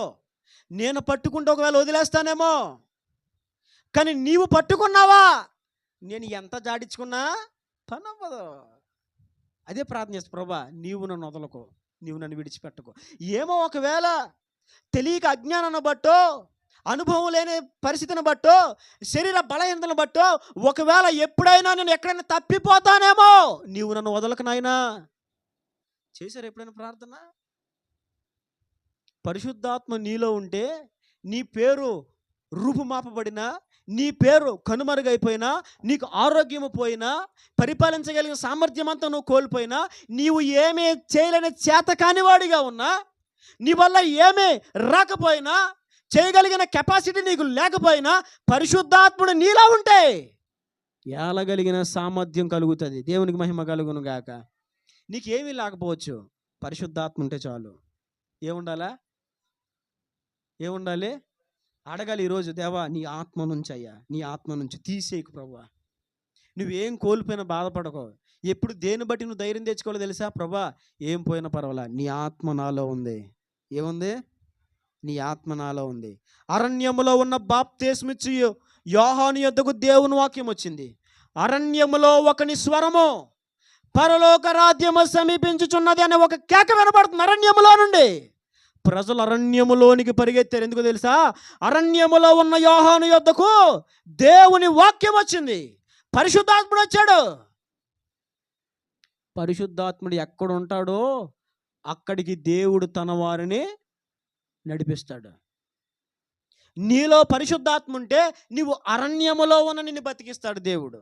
గుర్తుపెట్టుకే మాట, నీ గుండెలో రాసుకో. నీలో పరిశుద్ధాత్ముడు ఉంటే నువ్వెక్కడైనా బ్రతకగలవు. ఒక సేవకుని గురించి నేను విన్నా. రాజమండ్రి ప్రాంతంలో ఆయన మంచి పరిచయం చేసేవాడంట. 500 మంది సంఘం, 500 మంది సంఘం కింద సేవకులు. వేరే సేవకులు ఆ సేవకు గురించి చెప్తుంటే నేను విన్నాను. ప్రభు అన్నారంట, ఈ సంఘమును విడిచిపెట్టేసి వెళ్ళిపో అన్నారంట. తెలంగాణ వైపు అనుకుంటున్నాను నేను, తెలంగాణ వైపేటో. 500 మంది సంఘాన్ని ఉన్న పాటున వదిలి తెలంగాణ వైపు ప్రాంతానికి వెళ్ళిపోతే భయంకరమైన ఎడారి ప్రాంతం, భయంకరమైన ఎడారి ప్రాంతం. చాలా గడ్డు పరిస్థితులు ఎదుర్కొంటూ ఉన్నాడు ఆ సేవకుడు. 500 మంది సంఘం ఉన్న ఆ సంఘాన్ని, ఆ పరిచయాన్ని విడిచిపెట్టేసి వెళ్ళిపోయి, నేను ఏ సేవకుడు అది చెప్పాడో, నేను ఏ సేవకుని ద్వారా ఈ మాట విన్నానో, ఆ సేవకుడు ఒకసారి ట్రైన్లో ఆ సేవకుడు ఎదురుపడ్డాడంట. అప్పుడు ఈ సేవకుడు అడిగాడంట, అయ్యా మీరు సంఘాన్ని వదిలేసి వెళ్ళిపోయారు, మంచి సంఘాన్ని వదిలేసి వెళ్ళిపోయారు, 500 మంది సంఘాన్ని వదిలేసి అక్కడికి వెళ్ళిపోయారు, ఇప్పుడు అక్కడ ఎలా ఉంది బాబు అని అడిగారంట.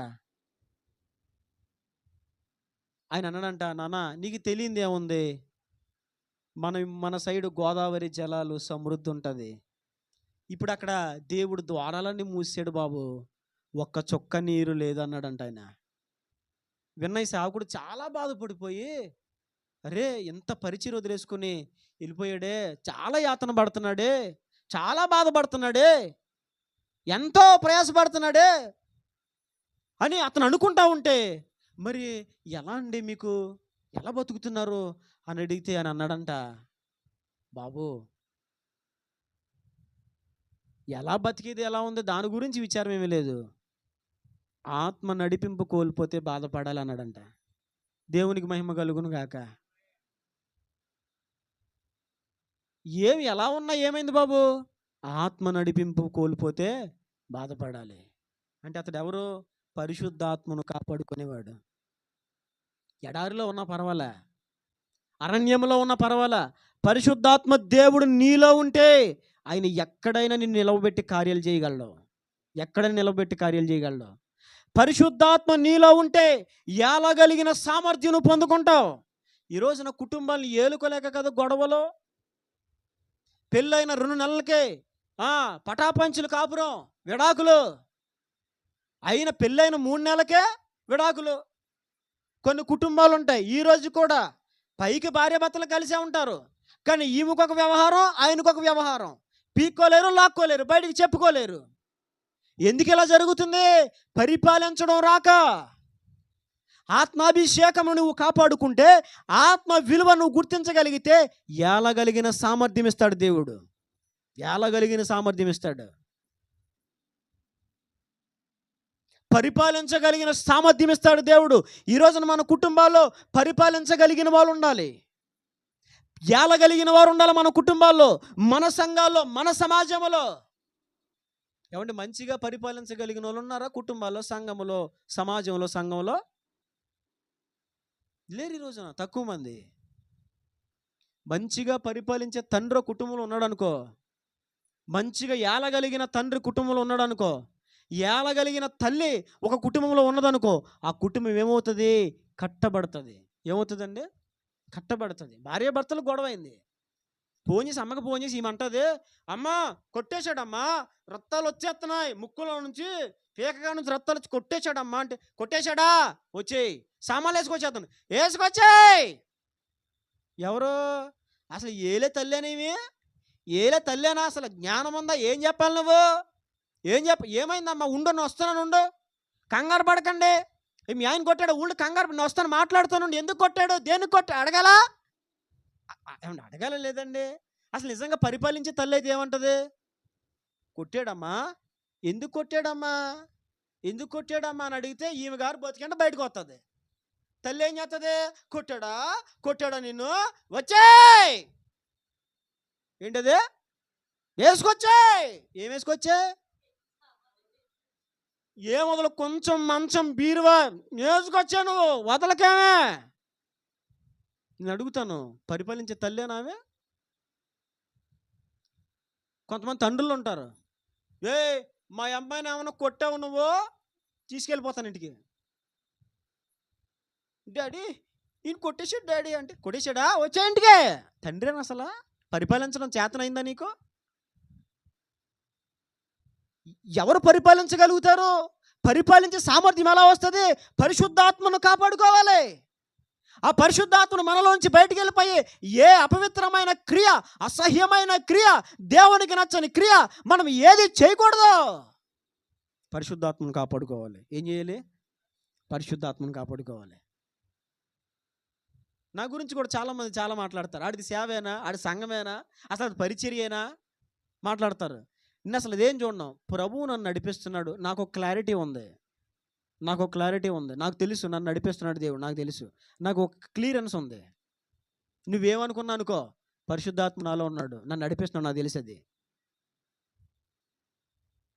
ఇంకొకటి సన్యాసి చెప్పుకోవాల్సిన అవసరం ఏమీ లేదు. పరిశుద్ధాత్మ కలిగి నిలబడినప్పుడు దేవుడు వాళ్ళని తీసుకొచ్చి ఇక్కడ నిలబెడతాడు. దేవునికి మహిమ కలుగును గాక. పరిశుద్ధాత్మను కాపాడుకో. పరిశుద్ధాత్మ పోయే ప్రవర్తన నీలో లేకుండా చూసుకో. ఏలగలిగిన సామర్థ్యం ఇస్తాడు దేవుడు. ఏలే సామర్థ్యం లేదు. ఒకప్పుడు మోషేకి ఉద్రేగం ఉంది, ఉద్రేగం. తేడా వస్తే కొట్టేస్తాడంతే, చంపేస్తాడంతే, మెడేసేస్తాడు. మోషే ఏలడం వచ్చి అనుకున్నాడు అంతే. లేదు, ఎందుకనే? స్పిరిట్ లేదు, స్పిరిట్ లీడింగ్ లేదు మోషేకి. ఎప్పుడైతే దేవుడు తన ఆత్మాభిషేకం మోషే మీద ఉంచాడో అప్పటి నుండి ఏలగలిగిన సామర్థ్యము దేవుడు మోషేకి ఇచ్చాడు. ఇప్పుడు వెళ్తున్నాడు. ఎంతమందిని వెళ్ళాడు చెప్పండి? ఎంతమందిని? ఇప్పుడు ఒక్క పిల్లోని కంటే ఈరోజు, అమ్మా పెంచలేకపోతున్నానమ్మా, కాసేపు నీ దగ్గర ఎట్టుగా అమ్మా, ప్రార్థన చేసుకో. ప్రభా పరిశుద్ధాత్మను కాపాడుకోవాలి ఆయన. ప్రభా ఈ పరిశుద్ధాత్మ విలువ నేను గుర్తించాలి తండ్రి, నీ పరిశుద్ధాత్మ నా యొద్ద నుండి తీసివేయకు ప్రభా. అప్పుడు ఇంతమంది పిల్లలు ఎలా పెంచారో ఆత్మ ఉంది కాబట్టి పెంచారు. నీకేం లేదు. మనం చెప్పుకున్నాం కదా, మన సుసన్న వేసలి తల్లి 9 మంది పిల్లలు పెంచింది. ఆమె 9 పిల్లలు పెంచింది. ఎలా పెంచింది? దేశాలను కదిలించే వారిగా తయారు చేసేసింది. ఒక కొడుకైతే ఇంగ్లాండ్ దేశాన్ని కదిపేశాడు, షేక్ చేసేసాడు అంతే. ఎలా పెంచింది? మనోళ్ళు అయితే బాబా ఇద్దరు సార్లే నాయన, అమ్మా అమ్మా నేను చెప్తున్నా, ఆత్మాభిషేకం కాపాడుకో. పరిపాలించగలిగిన సామర్థ్యం దేవుడు నీకు ఇస్తాడు. ఎంతమందిని నువ్వు పరిపాలించగలుగుతావు? ఆత్మ నీలో ఉంటే, పరిశుద్ధాత్మ నువ్వు కాపాడుకుంటే, ఇద్దరిని కాదా 200 మందిని నువ్వు వేలగలుగుతావు. ఈరోజున చాలామంది కుటుంబాలు ఏలుకోవడం విఫలమైపోవడానికి గల కారణం, భర్తను భార్య ఏలుకోవడంలో విఫలమైపోవడానికి గల కారణం పరిశుద్ధాత్మను కాపాడుకోక, పరిశుద్ధాత్ముడు ఉన్నాడు అనే విషయాన్ని గుర్తించక, పరిశుద్ధాత్ముని యొక్క విలువ ఎరుగక, నీలో ఎవరున్నారు చెప్పనా? పరిశుద్ధాత్ముడు ఉన్నాడు. ఎవరున్నారు? ఆ విలువను గుర్తించు, దాన్ని కాపాడుకున్నట్లో జాగ్రత్త పడు. అందుకే దావీదు అంటాడు, నీ పరిశుద్ధాత్మను నా యొద్ద నుండి తీసివేయకు నాయనా, సింహాసనము తీసివేయకు అనన్లా, నా రాజ్యమును తీసివేయకు అని అనలేదు, నాకున్న ధనధాన్యాలు తీసివేయకు అని అనలా. ఒకటే, నీ ఆత్మను తీసేయకు. ఏం తీసినా పర్వాలేదు, తీసుకో, నీ ఆత్మను మాత్రం తీగబ్బా. ఏం అడిగాడండి, ఏం అడిగాడు?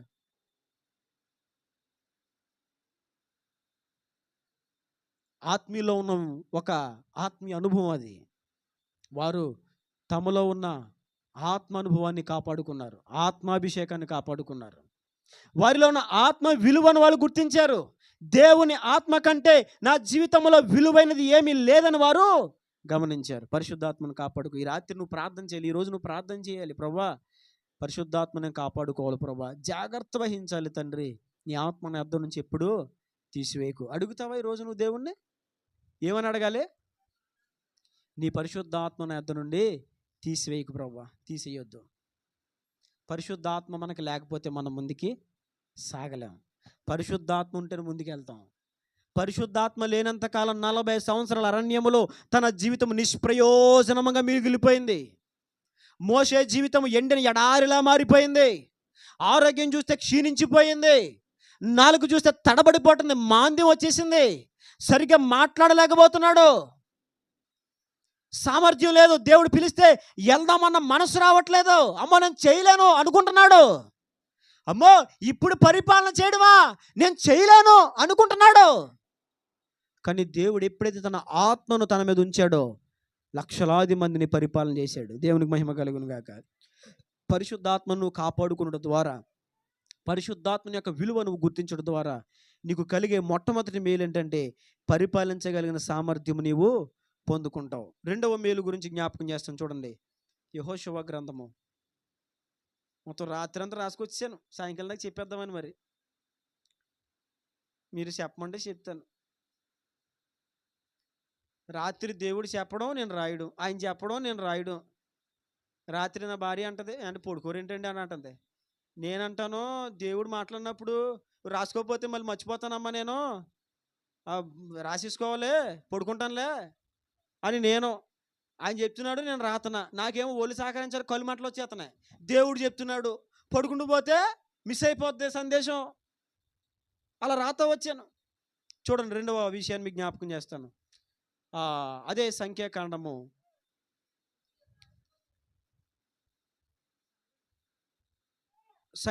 చూడండి. సంఖ్యాకాండం, యెహోషువ కాదు, సంఖ్యాకాండము 27వ అధ్యాయము.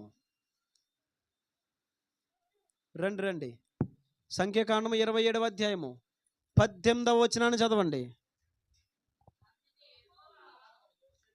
అందుకు యెహోవా మోషేతో ఇట్లా నేను, నూను కుమారుడైన యెహోషువ ఆత్మను పొందినవాడు, నీవు అతన్ని తీసుకొని అతని మీద నీ చెయ్యి ఉంచి చాలు. దేవుడు ఇప్పుడు మోషేతో మాట్లాడుతున్నాడు. ఏమని తెలుసా? ఇదిగో నూను కుమారుడు యెహోషువ ఉన్నాడే, అతడు ఎవరు? ఆత్మను పొందినవాడు. మోషే ఎవరు చెప్పాలి? ఆత్మను పొందినవాడు. దావీదు ఎవరు? ఆత్మను పొందినవాడు. యెహోషువ ఎవరు? ఆత్మను పొందినవాడు. అందుకే మోషేతో దేవుడు మాట్లాడుతున్నాడు, ఇదిగో నూను కుమారుని యెహోషువ అని పిలిపించు, అతడు ఆత్మ పొందినవాడు. పరిశుద్ధాత్మను నువ్వు కలిగి ఉంటే నీకు ఎంత మేలంటే, పరిశుద్ధాత్మను నువ్వు కలిగి ఉన్న ద్వారా నీకు ఎన్ని ప్రయోజనాలంటే అవి నేను చెప్పలేను. ఎన్నిక లేని నిన్ను గనుడిగా చేసేస్తుంది పరిశుద్ధాత్మ. బలహీనంగా ఉన్న నిన్ను బలపరుస్తుంది పరిశుద్ధాత్మ. తృణీకరింపబడిన నిన్ను గనుడిగా చేస్తుంది పరిశుద్ధాత్మ. విలువలేని నీ జీవితానికి విలువను కలిగిస్తుంది పరిశుద్ధాత్మ. చాలామందికి తెలియదు పరిశుద్ధాత్మ విలువ. అసలు పరిశుద్ధాత్మ ఉన్నాడా లేదన్న సంగతి కూడా గుర్తించక అదమర్చి బ్రతుకుతారు. చాలామంది అదమర్చి బ్రతుకుతారు. చాలామంది దేవుని ఆత్మ లోపల ఉందన్న విషయం మర్చిపోయి కళ్ళు కానకుండా బతుకుతున్నారు చాలామంది. గుర్తుపెట్టుకో, దేవుని పరిశుద్ధాత్ముడు నీలో ఉన్నాడు. నీ బ్రతుకు చాలా జాగ్రత్త కాపాడుకో, నీ జీవితం చాలా జాగ్రత్త కాపాడుకో, నీ ప్రవర్తన, నీ మాట, నీ కదలికలు జాగ్రత్త కాపాడుకో. నువ్వు కాపాడుకుంటే ఏలేవాడు అవుతావు. ఇక్కడ యెహోషువ, అతడు కూడా ఆత్మను పొందినవాడు. ఎవరు యెహోషువ? ఆత్మను పొందినడు కాబట్టి సూర్యుడా నీవు గిబియోనులో ఆగు, చంద్రుడా నీవు అయ్యోలోను లోయలో ఆగు అనగానే ఏమైనా సూర్య చంద్రులు ఏమయ్యారు? ఆకాశములు ఒకనాడల్లా కదలకుండా స్తంభించేసాయి. ఆకాశములు, అవునా? చూడండి, యెహోషువ గ్రంథం 10వ అధ్యాయం 12వ వచనం. యెహోషువ గ్రంథము 10వ అధ్యాయం 12వ వచనం. యెహోవా ఇశ్రాయేలీయుల ఎదుట అమోరీయులను అప్పగించిన దినమున ఇశ్రాయేలీయులు వినుచుండగా యెహోవాకు ప్రార్థన చేశాను, సూర్యుడా నీవు గిబియోనులో నిలువు, చంద్రుడా నీవు అయ్యాలోను లోయలో నిలువము. జనులు తమ శత్రువుల మీద పగ తీర్చుకున్న వరకు సూర్యుడు నిలిచెను, చంద్రుడు ఆగెను, దేవునికి మహిమ కలుగును గాక. అర్థమవుతుందని చెప్పేమాట. పరిశుద్ధాత్మ అభిషేకము నీవు కాపాడుకుంటే, పరిశుద్ధాత్మ విలువ, నీలో ఉన్న పరిశుద్ధాత్మ విలువ నువ్వు గుర్తిస్తే, నిన్ను దేవుడు ఎలా చేస్తాడు తెలుసా? సృష్టిని శాసించేవాడుగా మార్చేస్తాడు. దేవునికి మహిమ కలుగును గాక. ఎలా చేస్తాడు ఆయన? సృష్టిని శాసించగలిగిన సామర్థ్యము దేవునికి ఇస్తాడు. దేవుని ఆత్మాభిషేకం నువ్వు కాపాడుకుంటే, దేవుని ఆత్మ విలువ నువ్వు గుర్తిస్తే ఏలేవాడిగా దేవుడు చేస్తాడు. దేవుని ఆత్మాభిషేకం నువ్వు కాపాడుకుంటే సృష్టిని శాసించగలిగిన సామర్థ్యం దేవునికి ఇస్తాడు. నువ్వేం చేయగలుగుతావు తెలుసా? ఆకాశం మూయగలుగుతావు, తెరవగలుగుతావు. దేవుడు సృష్టిని తన చేతుల్లోకి తీసుకుంటాడు. ఏం చేస్తాడండి? దేవుడు తన సృష్టిని తన చేతుల్లోకి తీసుకుంటాడు. ఆత్మాభిషేకం నువ్వు కాపాడుకో, సృష్టిని నువ్వు శాసించగలిగిన స్థానంలోనికి వెళ్తావు. ఆత్మాభిషేకం నువ్వు కాపాడుకుంటే. ఎలా సృష్టిని శాసించగలిగాడు? సూర్యుడా ఆగు అంటే నువ్వంటే ఆగిపోతాడా? కానీ ఆ రోజున యెహోషువ ప్రార్థన చేస్తే ఆగిపోయాడు. కారణం ఏంటి తెలుసా? వారు ఆత్మాభిషేకం యొక్క విలువను గుర్తించిన వారు, ఆత్మాభిషేకమును కాపాడుకున్నవారు. నీలో ఉన్న ఆత్మాభిషేకం నువ్వు కాపాడుకుంటే, దాని విలువను గుర్తిస్తే, సృష్టిని శాసించగలిగిన సామర్థ్యము దేవుడు నీకు ఇస్తాడు. కొన్నిసార్లు నువ్వు ప్రార్థన చేస్తే వర్షం ఆగిపోద్ది తెలుసా? నువ్వు ప్రార్థన చేస్తే సునామీలు ఆగిపోతే తెలుసా? సృష్టిని శాసించగలిగిన సామర్థ్యము దేవుడిచ్చాడు. మోషే కూడా అట్టి సామర్థ్యం ఉంది. అతడు ఎర్ర సముద్రం మీద తన కర్రను చాపినప్పుడు ఎర్ర సముద్రం ఏమైంది? పాయలైపోయింది. చాలా జాగ్రత్త. నువ్వు ఆత్మను కాపాడుకుంటే నువ్వు కూడా సృష్టిని శాసించగలిగిన వాడు అవుతావు. ఎంతమంది సృష్టిని శాసించాలనుకున్నారు చెప్పండి? నిజమే. నీకు వద్దులే, నీకు దేవుడు అది ఇచ్చాడు అనుకో, నువ్వు కుదురుండవు. నువ్వు దేవుడు నాపేమని యారా అపమానం ఏంటని సరదాగా అన్న ప్రభు అంటాడు. అప్పుడు నిజమే అంటే అవుతా లేదని చూశాను ప్రభు అంటాడు. ప్రభు అంటారు, బాబాయ్ నీకెందుకు ఇచ్చాను నాయన, నాకు తలపోటు నొప్పి తెప్పిస్తున్నావు నువ్వు అంటాడు. ఆయన కావాలన్నాడు. అన్నీ అరకో. చూసారా? ఆత్మాభిషేకము నీవు కాపాడుకుంటే, ఆత్మ విలువను గుర్తిస్తే సృష్టిని శాసించగలిగిన సామర్థ్యము నీవు పొందుతావు. ఇందులో రెండవ మాట. మూడవ మాట మీకు జ్ఞాపకం చేస్తాను రండి. న్యాయాధిపతుల గ్రంథము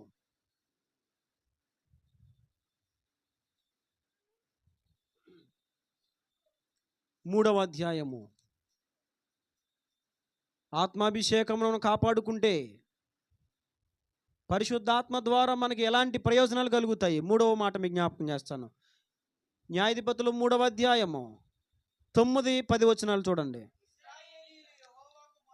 ఇశ్రాయేలులు యెహోవాకు మొరపెట్టగా యెహోవా కాలేబు తమ్ముడైన కనజు యొక్క, చూడండి ఇక్కడ ఎవరు కనిపిస్తున్నారంటే కాలేబు తమ్ముడు కుమారుడైనటువంటి ఒత్నియేలును రక్షకునిగా ఇశ్రాయేలీయుల కొరకు నియమించి వారిని రక్షించెను. చూడండి చూడండి, ఒత్నీయేలు మీదకి యెహోవా ఆత్మ వచ్చెను కనుక అతడు ఇశ్రాయేలీయులకు న్యాయాధిపతి అయి యుద్ధమునకు బయలుదేరగా యెహోవా అరమ్నహరాయిము రాజైన సతాయిమును అతని చేతికి అప్పగించెను. అతడు కుషన్సతాయిమును జయించెను. చాలు. ఇక్కడ ఒత్నీయేలు ఒక వ్యక్తి కనిపిస్తున్నాడు 10వ వచనంలో. యెహోవా ఆత్మ అతని మీదకి వచ్చాను. ఎవరి మీదకి? కాలేబు తమ్ముని కుమారుడైనటువంటి ఒత్నీయేలు మీదకి దేవుని ఆత్మ వచ్చింది. ఎప్పుడైతే అతని దేవుని ఆత్మ అతని మీదకి వచ్చిందో దేవుడు శత్రువులను వారి చేతికి అప్పగించాడు. 10వ వచనం చివరిలో రాజును దేవుడు అతనికి అప్పగించాడు, ఒత్నీయేలుగా అప్పగించాడు. ఎప్పుడు అప్పగించబడ్డారు శత్రువులు ఒత్నీయేలు చేతికి? దేవుని ఆత్మ అతని మీదకి వచ్చిన తర్వాత. నేను చెప్తున్నా, దేవుని ఆత్మ నీలో ఉంటే, దేవుని ఆత్మాభిషేకం నువ్వు కాపాడుకుంటే నీకు కూడా దేవుడు శత్రువు పైన అధికారం ఇస్తాడు. దేవుని ఆత్మని మీద ఉంటే నీకేం వస్తుంది చెప్పండి? శత్రువు మీద పైనుంచి ఒక డబ్బు కట్ట ఏం రాదు, కానీ డబ్బు మూట రాదు, కానీ శత్రువు మీద అధికారం వస్తుంది. చేతికి అప్పగించాడు దేవుడు. ఒత్నీయేలు చేతికి దేవుడు శత్రువుని అప్పగించాడు. అప్పటి వరకు శత్రువులు ఇశ్రాయేలును బాగా నలగగొట్టేశారు, ఇశ్రాయేల్ని బాగా హింస పెట్టేశారు శత్రువులు. ఎప్పుడైతే ఒత్నీయేలు మీదకి దేవుని ఆత్మ వచ్చిందో శత్రువులు ఇతని చేతికి అప్పగింపబడ్డారు. నీకు కూడా శత్రువుల పైన అధికారం రావాలి అంటే పరిశుద్ధాత్మను కాపాడుకో. పరిశుద్ధాత్మని ద్వారా కలిగే మేలులు ఇవన్నీ కూడా. పరిశుద్ధాత్మని ద్వారా ఏం మేలు కలిగితే చెప్పండి? ఒకటే పరిపాలించే సామర్థ్యం. పరిశుద్ధాత్మను కలిగి ఉండడం ద్వారా రెండవది మనకు కలిగే మేలేంటి? సృష్టిని శాసించగలుగుతాం. ఆ పరిశుద్ధాత్మను కలిగి ఉండడం ద్వారా మూడవ మేలేంటి? శత్రువుల పైన అధికారం. అంతే కదా, అక్కడ రాయబడింది చూడండి. అతని చేతికి అప్పగించెను, అతడు కుషన్సతాయిమును జయించెను. శత్రువులను ఏం చేశాడు? జయించాడు. నీకు శత్రువు పైన అధికారమే కాదు, శత్రువు పైన జయమిస్తాడు దేవుడు. దేవునికి మహిమ కలుగును గాక. దేవుడు ఏమిస్తాడు? శత్రువు పైన విజయం ఇస్తాడు నీకు. ఎన్నోసార్లు శత్రువు చేతిలో ఒకవేళ నువ్వు ఓడిపోయావేమో. శత్రువు అంటే నేను చెప్తాను, శత్రువు అంటే మన తోటి వ్యక్తులు కాదు. బాగా గుర్తుపెట్టుకోండి, ఇది బాగా గుర్తుపెట్టుకోండి. శత్రువు అంటే నీ ఎదుట ఉన్న నిన్ను బాధ పెట్టినోడు కాదు, వాడు శత్రువు కాదు. గుర్తుపెట్టుకో, వాళ్ళ శత్రువులు కాదు. వారి వెనకాల ఉంటాడు ఒకడు, వారి వెనకాల ఉంటాడు. ఆడు కీచు వదిలేస్తాడు. ఏం చేస్తాడు? కీచు వదులుతాడు. రే ఎల్రా ఎల్రా ఎల్రా ఎల్రా ఎల్రా లాగి లాగి లాగి లాగి లాగి లాగి లాగి లాగి వదులుతాడు. జనరేటర్ చూసారా? ఇప్పుడు జనరేటర్లు అంటే తాళం తీస్తే అని స్టార్ట్ అవుతున్నాయి. పూర్వకాలం జనరేటర్ ఎలా స్టార్ట్ చేసేవారు? దానికి ఒక రాడ్ ఉండేది. ఆ రాడ్ పెట్టి దానికి ఏం చేయాలా? Disk disk disk disk disk disk disk disk disk disk disk start అవుతుంది. అవునా? తిప్పి తిప్పి ఆడు అలాగే చేస్తాడు. వాళ్ళు వెనకాల పని చేస్తాడు. వీడు ఆడు ఏం చేస్తాడు? కీయిచ్చి కీయిచ్చి కీయిచ్చి కీయిచ్చి కీయిచ్చి ఇచ్చి ఆడు చూడు ఆడు చూడు ఆడు గర్వం చూడు, ఆడు పగరు చూడు, ఆడు మాడు చూడు, ఆడు చూపు చూడు, ఆడు నడక చూడు, ఆడు ఆడు ఆడు కదలికలు చూడు, ఆడు డబ్బు చూడు, ఆడు బండి చూడు, ఆడు ఇల్లు చూడు, ఆడు టైల్స్ చూడు, ఆడు ఉద్యోగం చూడు, ఆడు వ్యాపారం చూడు, ఆడు అందం చూడు, ఆడు కారు చూడు, ఆడు బండి చూడు అని కీచి కీచి కీచి కీచి వదిలేస్తాడు. ఈలో బిడ్డ వచ్చిపోతాడు అందుకుంటాడు. ఎందుకని? ఆడు కీచాడు కదా వెనకాల. అప్పుడు ఆవిడ వచ్చి అంటాడు, రే పోతావురా నువ్వా, ఏంట్రా విరవీగుతున్నావేంట్రా ఏంట్రా అంటాడు. ఎందుకని? తిప్పాడు. ఆడు తిప్పి తిప్పి తిప్పి తిప్పి తిప్పి తిప్పి వదులుతాడు. గుర్తుపెట్టుకోండి, మన జీవితంలో శత్రువులు వ్యక్తులు కాదు, వారి వెనకాల పనిచేసే చీకటి శక్తులు. అది శత్రువు అంటే అదే. ఆ శత్రువు పైన విజయం రావాలి. అది దాన్ని కొట్టావా నువ్వు, ఈడు సెట్ అయిపోతాడు. ఇక్కడ నువ్వేం చేస్తావు? ఆడు చూపు చూడు, ఆడు మాట చూడు, ఆడు గర్వం చూడు, ఎలా లేచాడు చూడు, ఎలా కూర్చున్నాడు చూడు, ఏమన్నాడు చూడు, తీయా పక్కకి తీయదు అంతానే. వెనకాల ఉన్నవని టార్గెట్ చేయ నువ్వా. దేవునికి మహిమ కలుగును గాక. నిన్ను తిట్టాడు ఎవడైనా, నువ్వు వాడిని చూడకు, మరి ఏం చేయాలి నువ్వు? ఒరే నువ్వు ఈ యాంగిల్ వచ్చావేంట్రా సైతాన్గా, అర్థమవుతుందా? నువ్వు ఎలా వచ్చావేంట్రా, ఈ మార్గంలో వచ్చా, ఉండరా నీకు ఎడతానరా మంట అని ఆడిని చూడాలి. నువ్వేం చూస్తావు? ఆడు చూసావు ఏమన్నాడో, ఆడు చూసి ఏం తిట్టాడో, ఆడికి ఏమి లేకపోతే ఎలా తిడతాడో, ఆడి హృదయంలో భావం లేకపోతే ఎందుకు ఇలా మాట్లాడతాడో ఆడు చూపు చూడు. మనం ఏం చూస్తాం చెప్పాలి. అడుగు వచ్చేస్తాడు, అది బండి తీసేసి చూడు. ఆడు చూసి ఎలా చూసేవాడు, ఆడు చూసావు నా గురించి ఏం మాట్లాడుతున్నాడో అదంతా పక్కదే. శత్రువు ఎవరో తెలుసా? మనిషి కాదు, మనిషి వెనకాల పనిచేసే చీకటి శక్తి, వాడే శత్రువు. మనం ఏం చేస్తాం? శత్రువు అనగానే ఏం చూస్తాం? మనుషులు చూస్తాం. శత్రువు అంటే నీ దృష్టిలో శత్రువు ఎవరంటే నిన్ను తిట్టినోడు, నీ దృష్టిలో శత్రువు ఎవరంటే నిన్ను కొట్టినోడు, నీ దృష్టిలో శత్రువు ఎవరంటే నీకు మోసం చేసినోడు. అవునా? నీ దృష్టిలో నీకు శత్రువు ఎవడంటే నీకు అన్యాయం చేసినోడు. నీ దృష్టిలో శత్రువు ఎవరంటే నిన్ను బూతులు తిట్టినోడు. నీ దృష్టిలో శత్రువు ఎవరంటే అప్పి చెగ్గొట్టేసినోడు. నీ దృష్టిలో శత్రువు ఆడు కాదు శత్రువు, వాడి వెనకాల పని చేస్తున్నాడు. ఎక్కడాడు? ఏం చేస్తున్నాడు? జనములందరినీ కూడా రేగగొట్టి వదులుతాడు. నువ్వు ఎలాగో రెచ్చిపోవని అడిగి తెలుసు, డైరెక్ట్గా వస్తే నువ్వు లొంగవని తెలుసు. అడిగి డైరెక్ట్గా రాడాడు.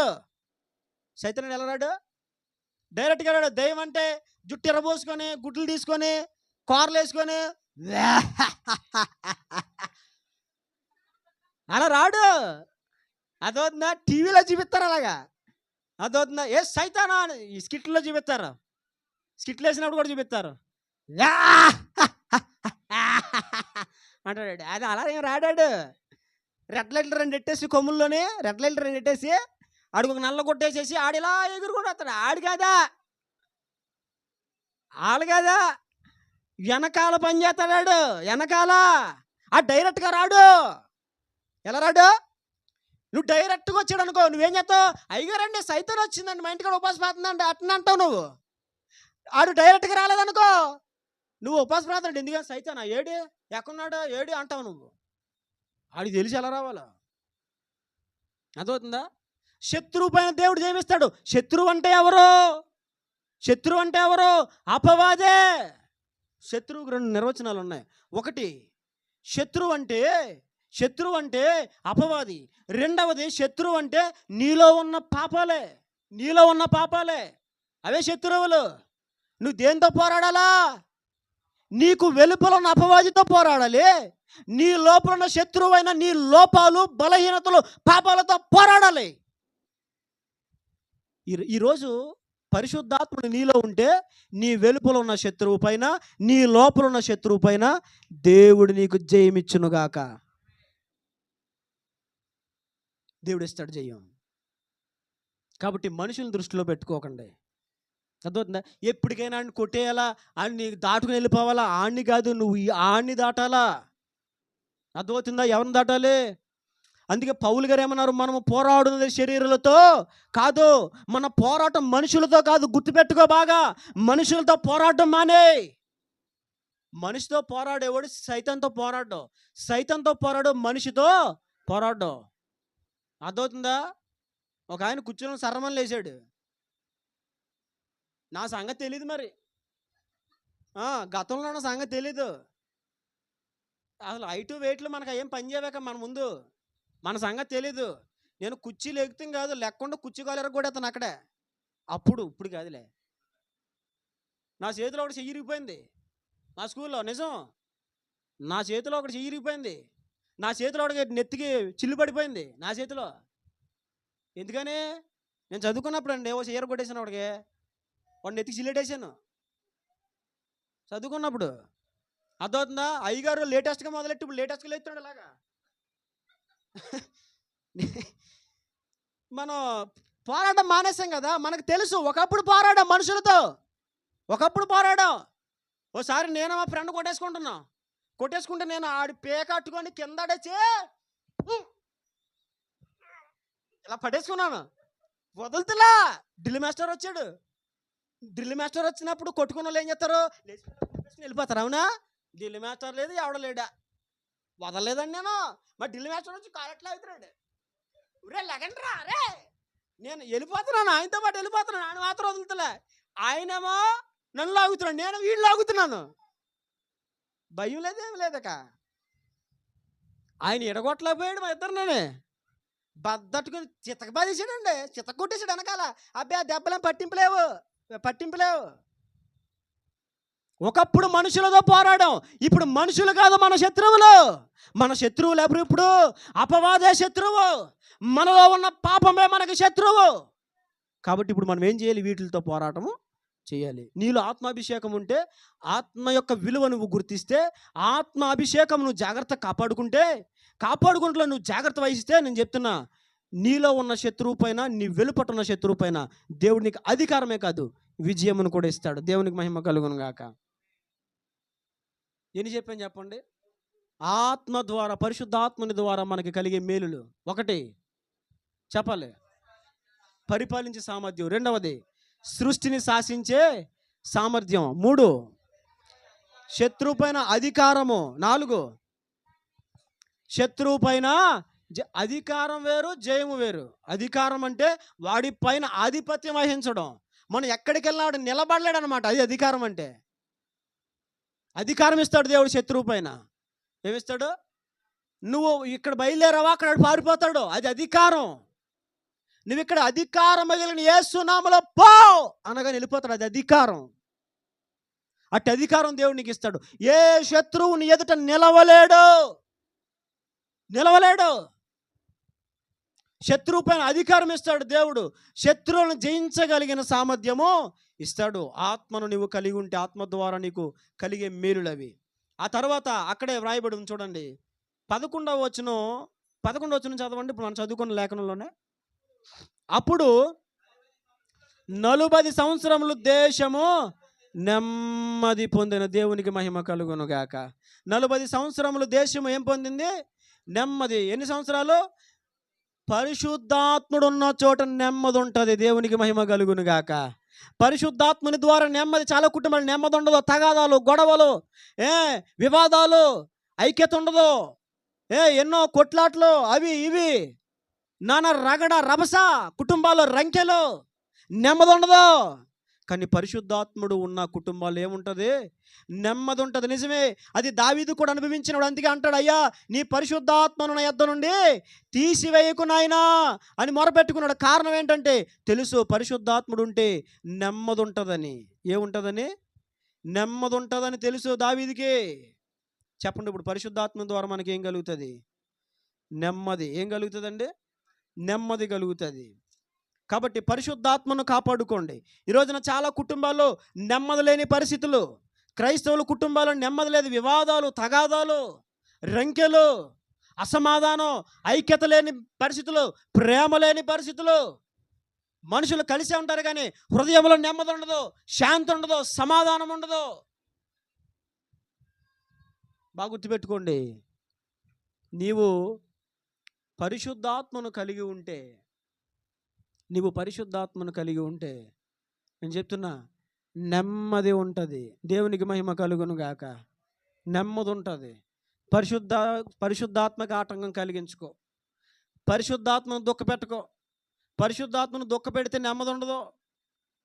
పరిశుద్ధాత్మను నువ్వు బాధ పెడితే కుటుంబంలో సమాధానం ఉండదు, ఐక్యత ఉండదు. ఇవన్నీ ఉండాలంటే పరిశుద్ధాత్మను మనము దుఃఖపెట్టకూడదు. పరిశుద్ధాత్ముడు విలువైన వాడని ఎంచాలి.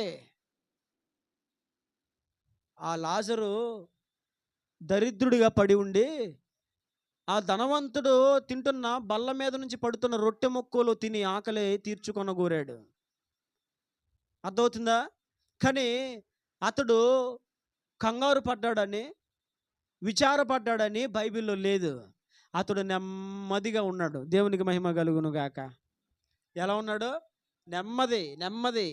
ఆత్మ కలిగిన వారు ప్రశాంతంగా ఉంటారు. ఎలా ఉంటారు? ప్రశాంతంగా ఉంటారు. ఆత్మ లేని వాళ్ళు ఏం చేస్తారు? ఎగిరిపోతారు. ఎగురుతూ ఉంటారు. ప్రతిదానికి ఎగిరిపోతారు. ప్రతిదానికి ఎగురుతున్నావు అనుకో, జాగ్రత్త, ఆత్మను దాడుతున్నావు, గుర్తుపెట్టుకోవాలి. ప్రతిదానికి కోపం, ప్రతిదానికి నోట్లను దూషణ, ప్రతిదానికి పొగరు, ప్రతిదానికి ముందు అజమాయిషి చేయడం ఇవన్నీ ఉంటే ఆత్మ పోతుంది. ఆత్మ పోతుంది. కాపాడుకో. అది కాపాడుకోలేదా ఇంకంత అవుటే. అవుట్ అంటే నువ్వు కాదులే, ఆత్మ అవుటు. పరిశుద్ధాత్ముడు వెళ్ళిపోతాడు. చూడండి, పరిశుద్ధాత్మ ద్వారా మనకు నెమ్మది కలుగుతుంది, నెమ్మది ఉంటుంది. ఏముంటుంది? నెమ్మది ఉంటుంది. మోషేని అరణ్యంలో ఇశ్రాయేలు ఎన్నో తిప్పలు పెట్టారు మోషేని, కానీ మోషే నెమ్మదిగా ఉన్నాడు. ఎలా ఉన్నాడు? ప్రభువు అన్నారు, అతడు భూమి మీద ఉన్న వారందరిలో మిక్కిలి సాత్వికుడు. ఎవరో మోషే? ఇంత నెమ్మది గల మనసు ఎలా వచ్చింది మోషేకి? ఆత్మ కలిగినాడు. ఆత్మ కలిగినోడు కంగారు పడ్డా, గలిబిలైపోడా. ఆత్మ కలిగినోడు నెమ్మదిగా ఉంటాడు. ఏం చేస్తాడు? నెమ్మదిగా ఉంటాడు. ఈరోజు నీకు కూడా నెమ్మది కావాలంటే చెప్తున్నా, పరిశుద్ధాత్మ విలువను గుర్తించు. పరిశుద్ధాత్మను కాపాడుకున్నట్లో నీవు జాగ్రత్త వహించు. ఒకే ఒక మాట చెప్పి నేను ముగిస్తాను. రండి, పరిశుద్ధాత్మని ద్వారా మనకి కలిగే మేలేంటో మరొక మాట మీకు జ్ఞాపకం చేస్తాను. న్యాయాధిపతుల గ్రంథము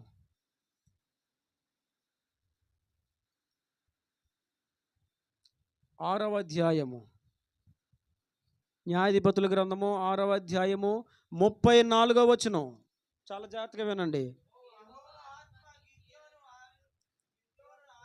యెహోవా ఆత్మ గిద్యోనును ఆవేశించెను. అతడు బోర ఊదినప్పుడు అబీయెజెరు కుటుంబ వారు అతని వద్దకు వచ్చిరి. ఎవరి మీదకి ఆత్మ వచ్చింది చెప్పండి? గిద్యోను. దేవుని ఆత్మ నీలో ఉంటే ఏలేవాడిగా దేవుడు చేస్తాడు. ఏలే సామర్థ్యం పొందుకుంటావు. దేవుని ఆత్మను నువ్వు కాపాడుకుంటే సృష్టిని శాసించగలుగుతావు. దేవుని ఆత్మను నువ్వు కాపాడుకుంటే శత్రువుపై నీకు అధికారము దేవుడిస్తాడు. దేవుని ఆత్మను నువ్వు కాపాడుకుంటే శత్రువుపైన విజయము దేవుడిస్తాడు. దేవుని ఆత్మను కాపాడుకుంటే నీ కుటుంబంలో నెమ్మది ఉంటుంది, సంఘములో నెమ్మది ఉంటుంది, భార్యాభర్తలుగా మీ మధ్యలో నెమ్మది ఉంటుంది దేవుని ఆత్మను కాపాడుకుంటే. ఇప్పుడు మరొక మాట చెప్తున్నా. ఎన్నో మాట ఇది? 2, 3, 4, 5, 6వ మాట. ఇప్పుడు గిద్యోను మీదకి దేవుని ఆత్మ వచ్చింది. దేవుని ఆత్మ గిద్యోనును ఏమని రాయబడింది? ఆవేశించాను అంటే. అప్పటిదాకా ఏం లేదు. ఆవేశం అంటే అది కాదు, అది కాదు. ఆవేశం అంటే ఏంటి చెప్తాను చూడండి. రండి ఒకసారి వెనక్కి రండి. 6వ అధ్యాయము 11వ వచనం. యెహోవా దూత వచ్చి అబీయెజ్రీయుడైన యోవాషునకు కలిగిన ఒఫ్రాలోని మస్తకి వృక్షము క్రింద కూర్చుండెను. యోవాషు కుమారుడైన గిద్యోను మిద్యానీలకు మరుగైనట్లు గానుగ చాటున గోధుమలను దొల్లగొట్టుచుండగా చాలు. అసలు ఈ ఆవేశింపబడక ముందు, దేవుని ఆత్మచేత గిద్యోను నింపబడక ముందు గిద్యోను ఏం చేస్తున్నాడంటే మిద్యానీలకు మరుగుగా ఉండి గానుగ చోటున గోధుమలు దొల్లగొట్టుకున్నాడు. మిద్యానీయులకు మరుగుగా ఉండి గానుగు చాటున గోధుమలను దుల్లగొడుతున్నాడు. ఎవరికి మరుగుగా ఉన్నాడు? మిద్యానీయులకు మరుగుగా ఉన్నాడు. మిద్యానీయులకు మరుగుగా ఉండి ఎందుకు గోధుమలు దుల్లగొట్టుకున్నాడు? మిద్యానీయులు చూస్తే వీళ్ళ పంట అంతా పట్టిపోతారు. ఇప్పటికే వారి పంట అంతా పట్టిపోయి తినేసారు వాళ్ళు మిద్యానీయులు. వీళ్ళ పండించిన పంట మిద్యానీయులు తీసుకెళ్ళిపోవడం. మిద్యానీయులు ఇశ్రాయేలు పైన ఆధిపత్యం వహించి వారికి ఉన్నదంతా సమస్తము కూడా లాగేసుకుంటున్న దినాలు అవి. ఇశ్రాయేలు పైన అప్పుడు మిద్యానీయులు పై చేయి ఉంచారు. ఇశ్రాయేలు ఏమీ చేయలేకపోతున్నారు, కష్టాల బారిన పడిపోయారు. తినే నోటి కూడు కూడా కొట్టేస్తున్నారు వాళ్ళు మిద్యానీయులు. అలాంటి పరిస్థితుల్లో ఈ గిద్యోను గానుగు చాటు నుండి గోధుమలు దుల్లగొట్టుకుంటున్నాడు మిద్యానీయులు కనబడకుండా. ఎందుకని? ఎవరు బాబా కనబడితే పట్టిపోతారా బాబా, ఇప్పుడు దాకా మన పంటను తినేశారు. ఎందుకు షార్ట్కి వెళ్ళిపోయాడు చెప్పండి? ఎందుకు వెళ్ళిపోయాడు చెప్పాలి? భయపడి. భయపడి. ఎందుకని? మామూలుగా ధైర్యవంతుడు, ఏంటి ఎవడు చూస్తే ఏంటి, ఎవడొస్తాడు రాని అంటాడు ధైర్యంగా ఉన్నవాడు. గానుగ చాటున గోధుమలు దుల్లగొట్టుకుంటున్నాడంటే ఏంటి? భయపడుతున్నాడు, వాళ్ళు వచ్చేస్తారు, పంట తీసుకెళ్ళిపోతారు. అంటే గిద్యోను ఎవరు? పిరికివాడు, భయం కలిగిన వాడు. అతనికి భయం ఎక్కువ, పిరిగితనం ఎక్కువ, బెదిరిపోయేవాడు శత్రువులను చూసి. అందుకే గానుగ చోటున గోధుమలు దుల్లగొట్టుకుంటున్నాడు. మరొక చూడకుండా చూడండి, 27 వచనం, అదే అధ్యాయం 27 వచనం. కాబట్టి గిద్యోను తన పనివారిలో 10 మందిని తీసుకొని వచ్చి యెహోవా తనతో చెప్పినట్లు చేశాడు. కానీ అతడు తన పితరుల కుటుంబమునకును ఆ ఊరి వారికి భయపడినందున పగలు దానిని చేయలేక రాత్రి వేళ చేశాను. చాలు, దేవుడు ఒక మాట చెప్పాడు. ముందు దేవుని ఆత్మ అతని మీదకి రాకముందు దేవుడు ఒక మాట చెప్పాడు. గిద్యోను, నీ తండ్రి నిలబెట్టిన ఆ ప్రతిమ, బలిపీఠము నీవు కూలగొట్టి అక్కడ నా కొరకు ఒక దహన బలిపీఠమును కట్టు అని దేవుడు చెప్పాడు. అయితే అది పగలు చేయలేక తండ్రి ఇంటి వారికి, వారి కుటుంబాలకు భయపడి పగలు చేయలేక రాత్రి చేస్తున్నాడు ఆ పని.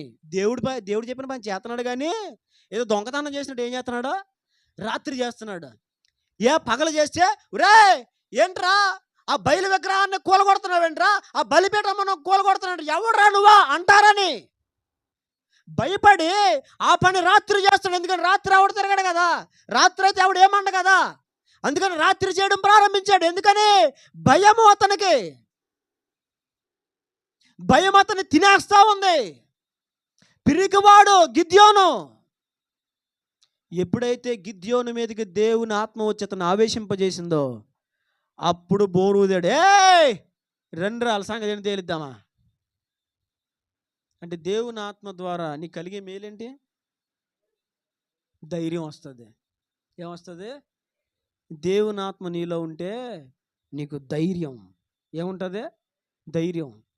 దావీదు శత్రువు ఎంత పెద్దవాడైనా, యుద్ధం ఎంత కఠినమైనదైనా, శత్రువు ఎంత గర్జించినా భయపడేవాడా? యెహోవా నాకు ఆధారము కావున నేను భయపడను. యెహోవా నాకు ఆధారము కావున నేను పండుకొని మేల్కొంటాను. 10,000 మంది దండెత్తి నా మీదకి వచ్చి మోహరించినాను, నేను భయపడను. ఎందుకంటే యెహోవా నాకు ఆధారం. ఆయన ఆత్మాభిషేకము పొందిన వాడిని భయపడినా. గుర్తుపెట్టుకు, ఈరోజు దావీదు జీవితంలో ఆత్మ అనుభవం ఏంటంటే, అతడు పరిశుద్ధాత్మ విలువను గుర్తించిన వాడు, పరిశుద్ధాత్మను కాపాడుకొనుటలో జాగ్రత్త పడినవాడు. దేవుడు నిన్ను పదే అడుగుతున్నాడు, పరిశుద్ధాత్మను కాపాడుకొనుటలో జాగ్రత్త ఉందా? డబ్బులు దాచుకునే దగ్గర జాగ్రత్త ఉందా నీకు? ఆరోగ్యము కాపాడుకునే దగ్గర జాగ్రత్త ఉంది నీకు? ఇల్లు శుభ్రం చేసుకునే దగ్గర జాగ్రత్త ఉంది. ఒక్క చెంబు ఎవడైనా పక్కింటోడు మజ్జిగ కోసం పట్టుకెళ్ళాడంటే ఆ చెంబు కోసం చాలా జాగ్రత్త ఉంది. పొద్దున్న లేవగానే చెంబే గుర్తొచ్చేస్తుంది నీకు. చెంబట్టుకెళ్ళింది ఇంకా ఇవ్వలేదు అంటే ఇంట్లో ఉన్న ప్రతి చిన్న వస్తువు విషయంలో కూడా ఏముంది? జాగ్రత్త ఉంది. అవునా? ప్రతి విషయంలో జాగ్రత్త ఉంది. ప్రతి విషయంలో జాగ్రత్త. కూరగాయల కొండంలో చెప్పాలి కూరగాయల కొండంలో వెళ్ళి బొట్టలు ఏ పడితే వేసుకొచ్చేస్తావా? మరి ఏం చేస్తావు? నిన్ను గనుక బజారుకి తీసుకెళ్తే ఆ కొట్లు అమ్మేవాడు కొట్టు వదిలేసి పారిపోవాలి. అలా చేస్తావు బజారు నువ్వు. అవునా కదా? ఎంత జాగ్రత్త. అవునా? ఆ బెండకాయలు అయితే మొత్తం తోకలు ఇరిసేసి, పోనీ తోక ఇరిసింది తీసుకుంటావా? మరి ఇరిసినప్పుడు తీసుకున్నప్పుడు ఎందుకు ఇరవడం అంటే ఆడు అమ్ముకోవాలా? మళ్ళీ ఆడు అమ్ముకోవాలా? ఎందుకు ఇరిసేస్తాను? బెండకాయ మాలకి నొక్కితే తెలీదా? మెత్తగా ఉంటే లేతగా ఉందని అర్థం, గట్టిగా ఉంటే ముదరగా ఉందని అది తెలీదా? ఆ జైలు మనోళ్ళు ఏం చేస్తారు? దాన్ని అడ్డంగా ఇరిసేయడం, తోక ఇరిసేసి అన్నీ ఇరిసేసి అక్కడ పడేయడం. ఇల్లప్పుడు ఇంకోటి ఎవడొస్తాడు? ఇరిగిపోయిన తోకలు ఉన్న బెండకాయలు చూసి ఆల్రెడీ ఎవరు పట్టిపోయారులే అని వదిలేస్తాడు. ఎవడుకుంటాడు? మరి ప్రతి దాంట్లో జాగ్రత్త. అవునా? సీరియస్గా తీసుకోండి. ఈరోజు నేను ఒక మాట చెప్తున్నా. ప్రతి దాంట్లో ఉన్న జాగ్రత్త ఆత్మను, పరిశుద్ధాత్మను కాపాడుకోవడం ఎందుకు లేదు? అసలు దావీదు చేసిన పనికి దేవుడు వదిలేయాలి. మీకు విషయం చెప్పనా? దావీదు చేసిన పనికి ఈరోజు నా బైబిల్ గ్రంథంలో దావీదు పేరు రాయబడకూడదు, దావీదు చరిత్రలో కనబడకూడదు, దావీదు పేరు కనుమరుగైపోవాలి. దావీదు పేరు ఒకవేళ బైబిల్ రాయబడిన సామాన్యమైన మానవునిగా ఉండాలి అతని పేరు. కానీ దేవుడు నా సేవకుడైన దావీదు ఊరియా భార్య అయిన బెత్షెబ విషయంలో తప్ప అతడు తన జీవిత దినములంట నా సన్నిధిలో యథార్థంగా నడుచుకున్నాడు అని దేవుడు ఎందుకు సాక్ష్యం ఇచ్చాడు చెప్పనా? అతడు పరిశుద్ధాత్మ విలువనెరిగిన వాడు. మనోళ్ళకి అన్ని విలువలు తెలుసు, కానీ పరిశుద్ధాత్మ విలువ తెలీదు,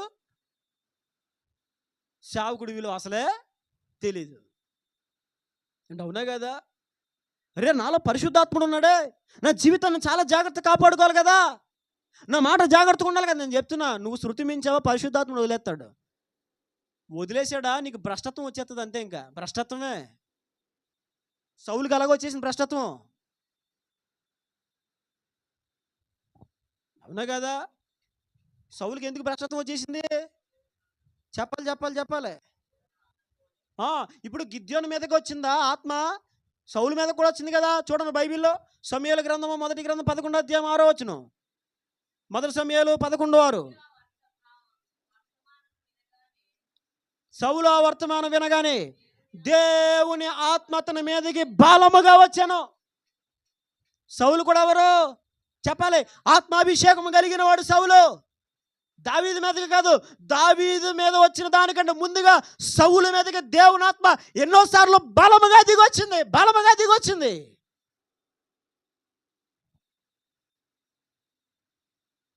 కానీ ఎందుకు ఆత్మను కోల్పోయాడు? దేవుని ఆత్మ అతన్ని విడిచిపెట్టింది, దురాత్మ వచ్చి అతన్ని వెరిపించడం మొదలుపెట్టింది అని బైబిల్లో ఉంది. ఎందుకని చెప్పాలి? దావీదు ఏం చేశాడు? దేవా నీ ఆత్మను నా యొద్ద నుండి తీసేయకు ప్రభువా. గుర్తించాడు. మనలో దేవుని పరిశుద్ధాత్మ పనిచేస్తుందని మనకు ఎలా తెలుస్తుంది? ఇది కూడా అవసరమే కదా. దేవుని పరిశుద్ధాత్మ మనలో ఉన్నాడు అనేది మనకు ఎలా తెలుస్తుంది? దేవుని పరిశుద్ధాత్ముడు మనలో ఉన్నాడు అని ఎలా తెలుస్తుంది అంటే, నువ్వు ఒకవేళ దేవుని విరోధంగా తలంచినా తప్పుగా తలుస్తున్నావు అని చెప్తుంది నీ హృదయం. ఒకవేళ నువ్వు తప్పుగా మాట్లాడితే నువ్వు తప్పుగా మాట్లాడని చెప్తుంది నీ హృదయం. ఒకవేళ అబద్ధం నువ్వు మాట్లాడితే అబద్ధం మాట్లాడివి రోజు అని చెప్తుంది నీ హృదయం. ఒకవేళ నీ మనస్సాక్షి నిన్ను గద్దిస్తుందా? ప్రతి విషయంలో తప్పు చేస్తున్నావు, తప్పది, ఇది తప్పు అని చెప్తూ ఉందా? నీ మనసు నీకు బోధిస్తుందా? ఒక దైవికమైన భయం కలుగుతుందా తప్పు చేసినప్పుడు? అంటే నీలో పరిశుద్ధాత్ముడు పనిచేస్తాడు. ఇంకా వెళ్ళిపోలా, ఇంకా వెళ్ళలా. పరిశుద్ధాత్ముడు ఎన్నిసార్లు సౌలు మీద దిగొచ్చాడు? ఎన్నిసార్లు దేవుని ఆత్మ సౌలు మీదకి బలముగా దిగొచ్చినప్పుడు అతడు ప్రవక్తలతో కలిసి వారితో సమముగా ప్రవచించిన వాడు సౌలు. కానీ దేవుని ఆత్మ సౌలును వదిలేసింది. దేవుని ఆత్మ నిన్ను వదిలేస్తే అప్పుడు తెలుస్తుంది దేవుని విలువ, దేవుని ఆత్మ విలువ. ఇంక వదిలేసే తెలిసిన ప్రయోజనం ఏముంది? ఇప్పుడు సౌలుని దేవుని ఆత్మ వదిలేసిన తర్వాత వెళ్ళాడు, ఆ కర్ణపిశాచం జరిగి చేరాడు. దేవుని దగ్గర మాత్రం విచారణ చేయడం మొదలుపెట్టాడు. కానీ ఊరీము ద్వారానైనా, స్వప్నము ద్వారానైనా, కళ ద్వారానైనా, స్వరము ద్వారానైనా, భక్తుల ద్వారానైనా, ఒక్క మాట కూడా, ప్రవక్తల ద్వారానైనా ఒక్క మాట కూడా సమాధానము దేవుడి నుంచి సౌలుకి రావట్లేదు. అయ్యా బ్రవ్వా యుద్ధానికి వెళ్ళాలా, వచ్చేసరి ఫిలిష్తీయులు వెళ్ళమంటావా? దేవుడి నుంచి ఒక్క మాట కూడా రావట్లేదు, ఒక్క సమాధానం కూడా రావట్లేదు. కారణం ఏంటి? వదిలేశాడు దేవుడు. ఏం చేశాడు దేవుడు? వదిలేశాడు. ఇప్పుడు ఏం చేస్తాడండి? ఇప్పుడు ఏం చేస్తాడు సౌలు? కాటికి పోయిన పరిశుద్ధాత్ముడు దొరకడు. ఇంకా నువ్వు తలకిందులుగా తపస్సు చేసిన పరిశుద్ధాత్ముడు దొరకడు.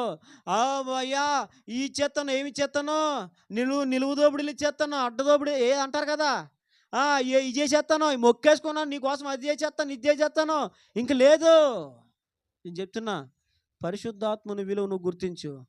పరిశుద్ధాత్మ విలువను దావీదు గుర్తించిన వాడు కాబట్టి ఒకానొక సమయములో విలువ కోల్పోయిన పరిశుద్ధాత్మను కాపాడుకున్నాడు కాబట్టి తీసివేయదని బ్రతిమలాడుకున్నాడు కాబట్టి కోల్పోయిన దానికంటే అత్యధికమైన విలువ దేవుడు దావీదుకి ఇచ్చాడు. దేవునికి మహిమ కలుగును గాక. నీకు తెలియలేదు, పరిశుద్ధాత్మ విలువ తెలియలే. పరిశుద్ధాత్ముడు నీలో ఉంటే నువ్వేం కోల్పోయినా మరలా దేవుడు నీకు ఇస్తాడు. నువ్వేం కోల్పోయినా దేవుడు నీకు ఇస్తాడు. ఆరోగ్యం కోల్పోయావా, ఇస్తాడు దేవుడు. అన్నీ కోల్పోయావా, ఇస్తాడు దేవుడు. అదవుతుంది. నేను ఆరోగ్యం కోల్పోయినాను. ఒకప్పుడు చాలా బలంగా ఉండేవాడిని, నేను ఆరోగ్యం కోల్పోయాను. వాకింగ్ చెప్పే ముందు నాకు చాలా నీరసంగా అనిపిస్తుంది. నిజం, చాలా నీరసంగా అనిపిస్తుంది. అయినా నేను బాధపడలేదు. ఎందుకు తెలుసా? నాకు తెలుసు దేవుడు నిలబెడితే ఎలా ఉంటుందో.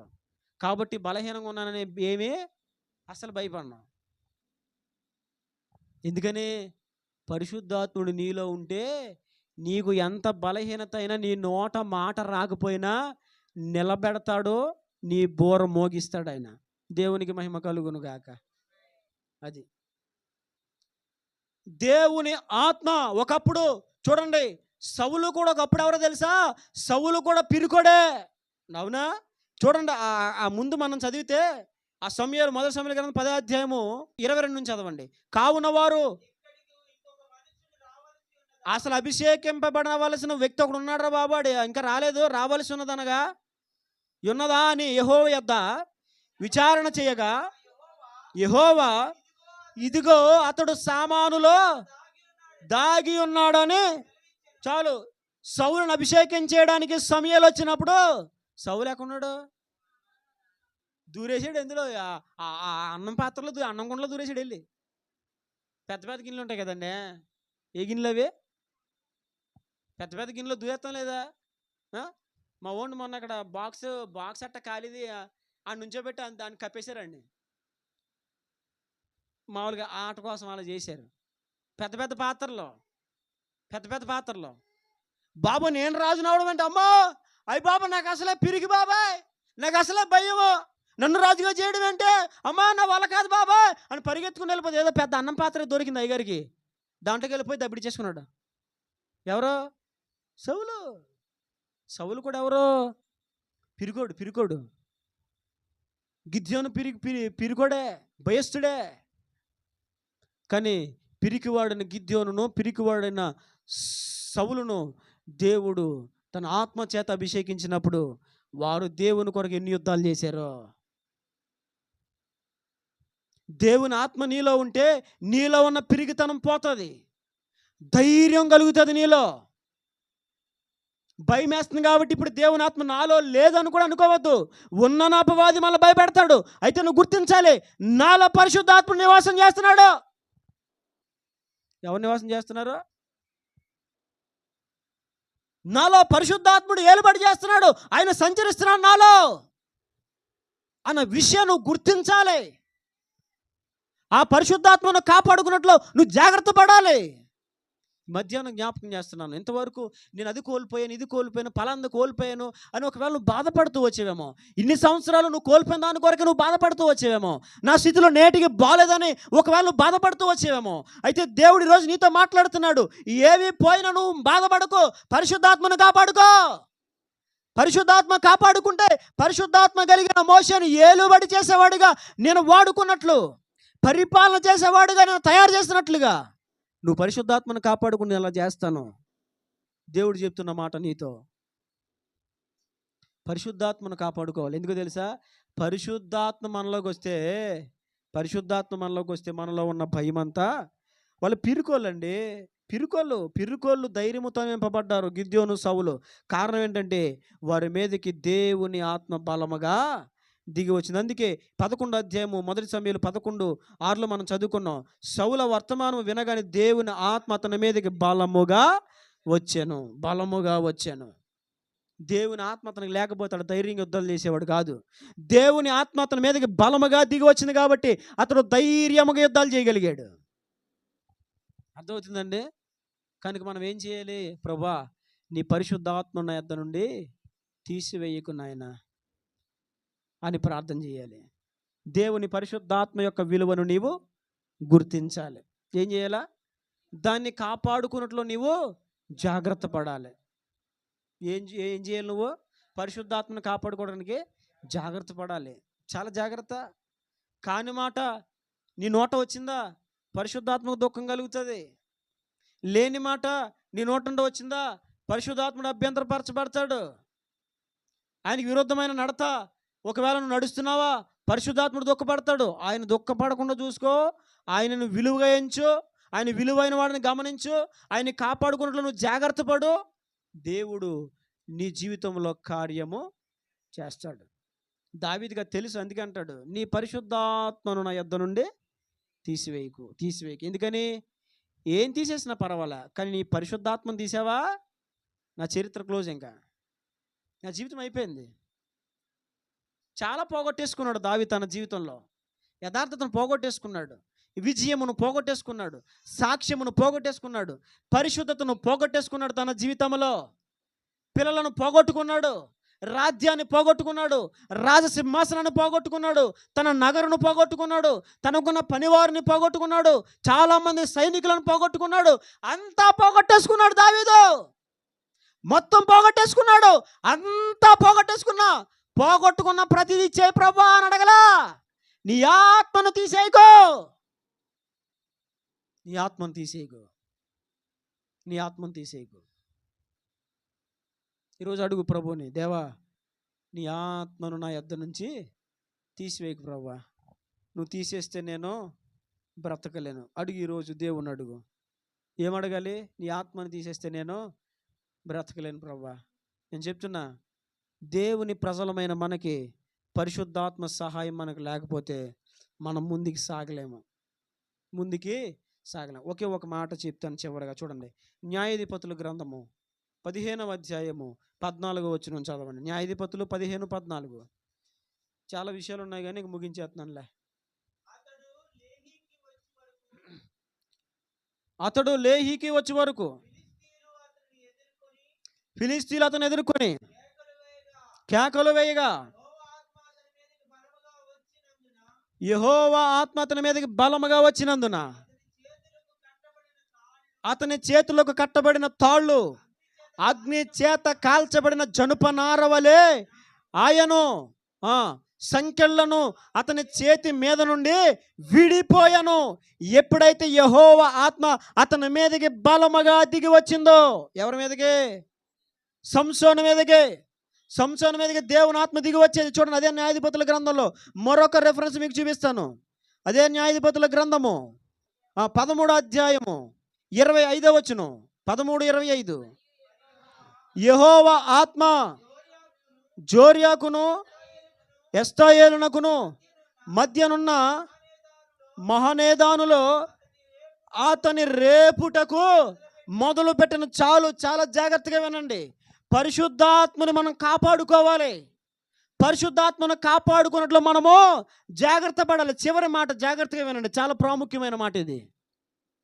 జాగ్రత్త పడాలి. ఇప్పుడు సంసోను మీదకి ఏమొస్తా ఉంది?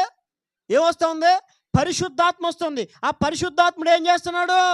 చూడండి, ఆత్మ యెహోవా ఆత్మ జొర్యాకును ఎస్తాయేలునకును మధ్యనున్న మహనేదానులో అతని రేపుటకు మొదలు పెట్టాను. పరిశుద్ధాత్ముడు ఏం చేస్తాడు తెలుసా? నిన్ను రేపుతాడు. ఏం చేస్తాడు? కాపాడుకో పరిశుద్ధాత్మనే. పరిశుద్ధాత్మ చేసే పనులంటే మీకు చెప్తున్నాను ఒక్కొక్కటిగా. పరిశుద్ధాత్మ పనులు చెప్పండి, ఒక్కొక్కటి చెప్పండి. ఒకటేంటిది? పరిశుద్ధాత్ముడు చేసే పనులు ఏంటిది? ఏలేవాడిగా చేస్తాడు, సృష్టిని శాసించేవాడిగా చేస్తాడు, అధికారం ఇస్తాడు, విజయం ఇస్తాడు, కుటుంబంలో, సంఘంలో, సమాజంలో నెమ్మదిని ఇస్తాడు, ధైర్యం ఇస్తాడు. ఇప్పుడు పరిశుద్ధాత్ముడు ఏం చేస్తాడు తెలుసా? నిన్ను రేపుతాడు. ఏం చేస్తాడు? రేపుతాడు. రేపడం అంటే ఏంటి? ఎల్లరా కజ్జాని కాలు దొవరానా?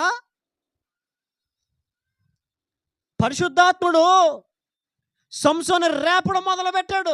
అంటే పరిశుద్ధాత్మ చేసే కార్యాల్లో మరొకటి ఏంటంటే పరిశుద్ధాత్ముడు రేపుతాడు.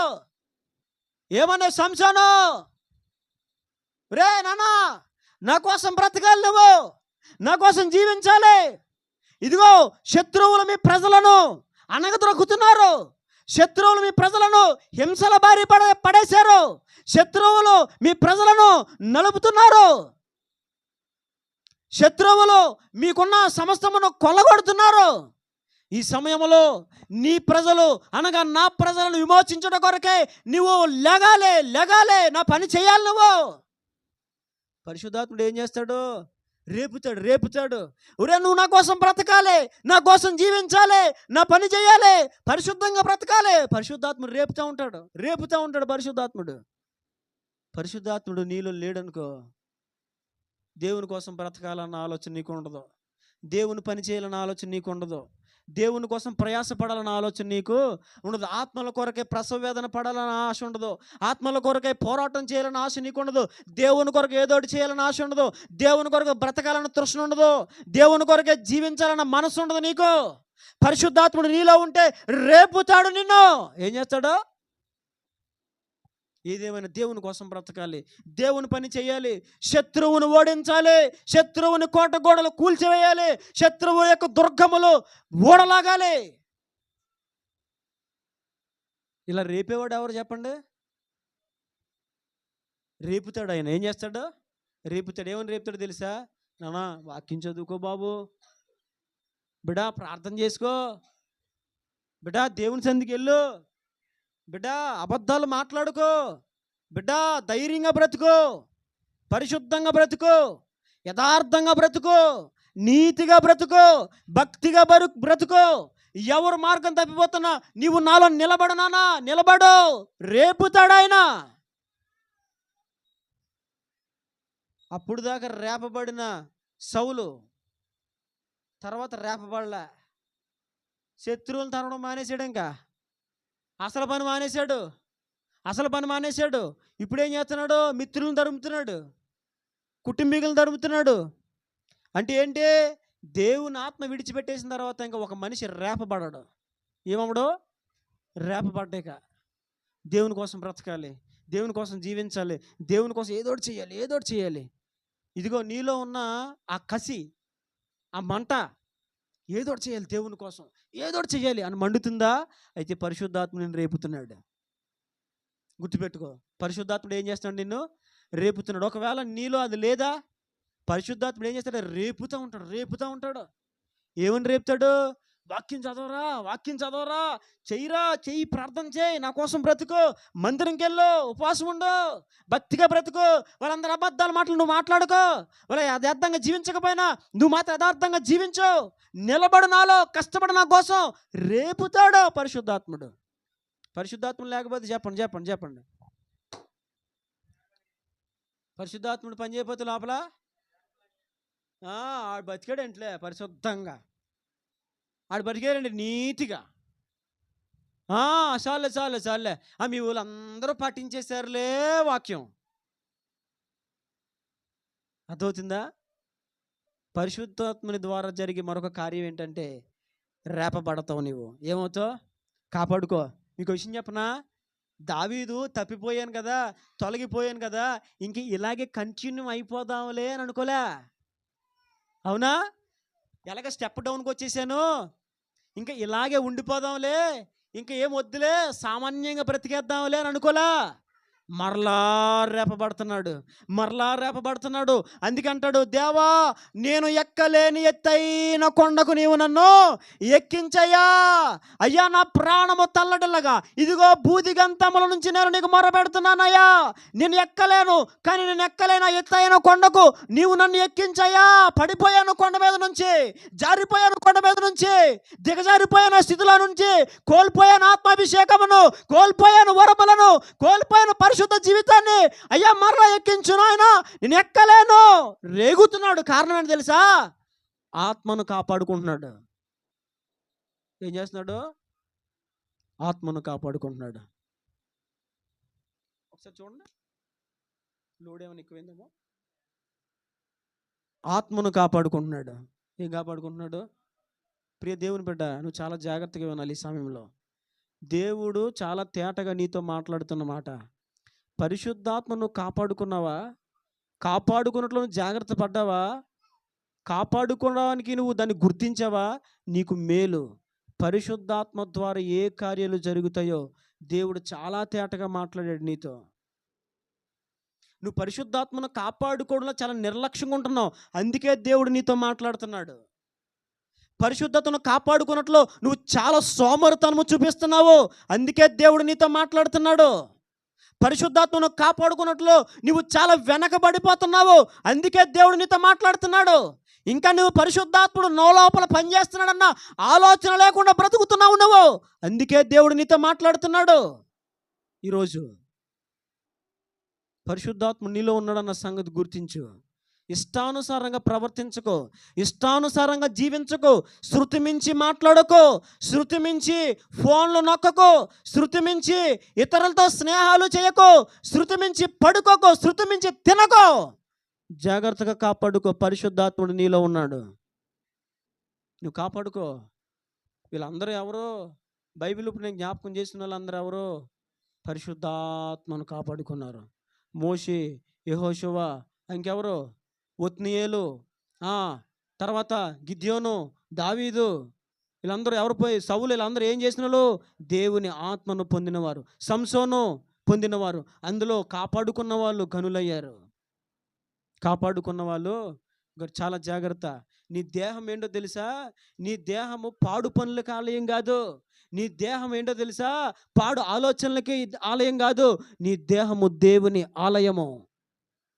పనికిమాలిన పనులు చేయడానికి దేవుడిని పుట్టించలేదు. ఇష్టానుసారంగా లోకములో కాలయాపన చేయడానికి దేవుడిని పుట్టించలేదు. ఆయన ఆత్మను నీలో ఉంచడానికి నిన్ను పుట్టించాడు. నీవే ఆయనకు ఒక ఆలయము.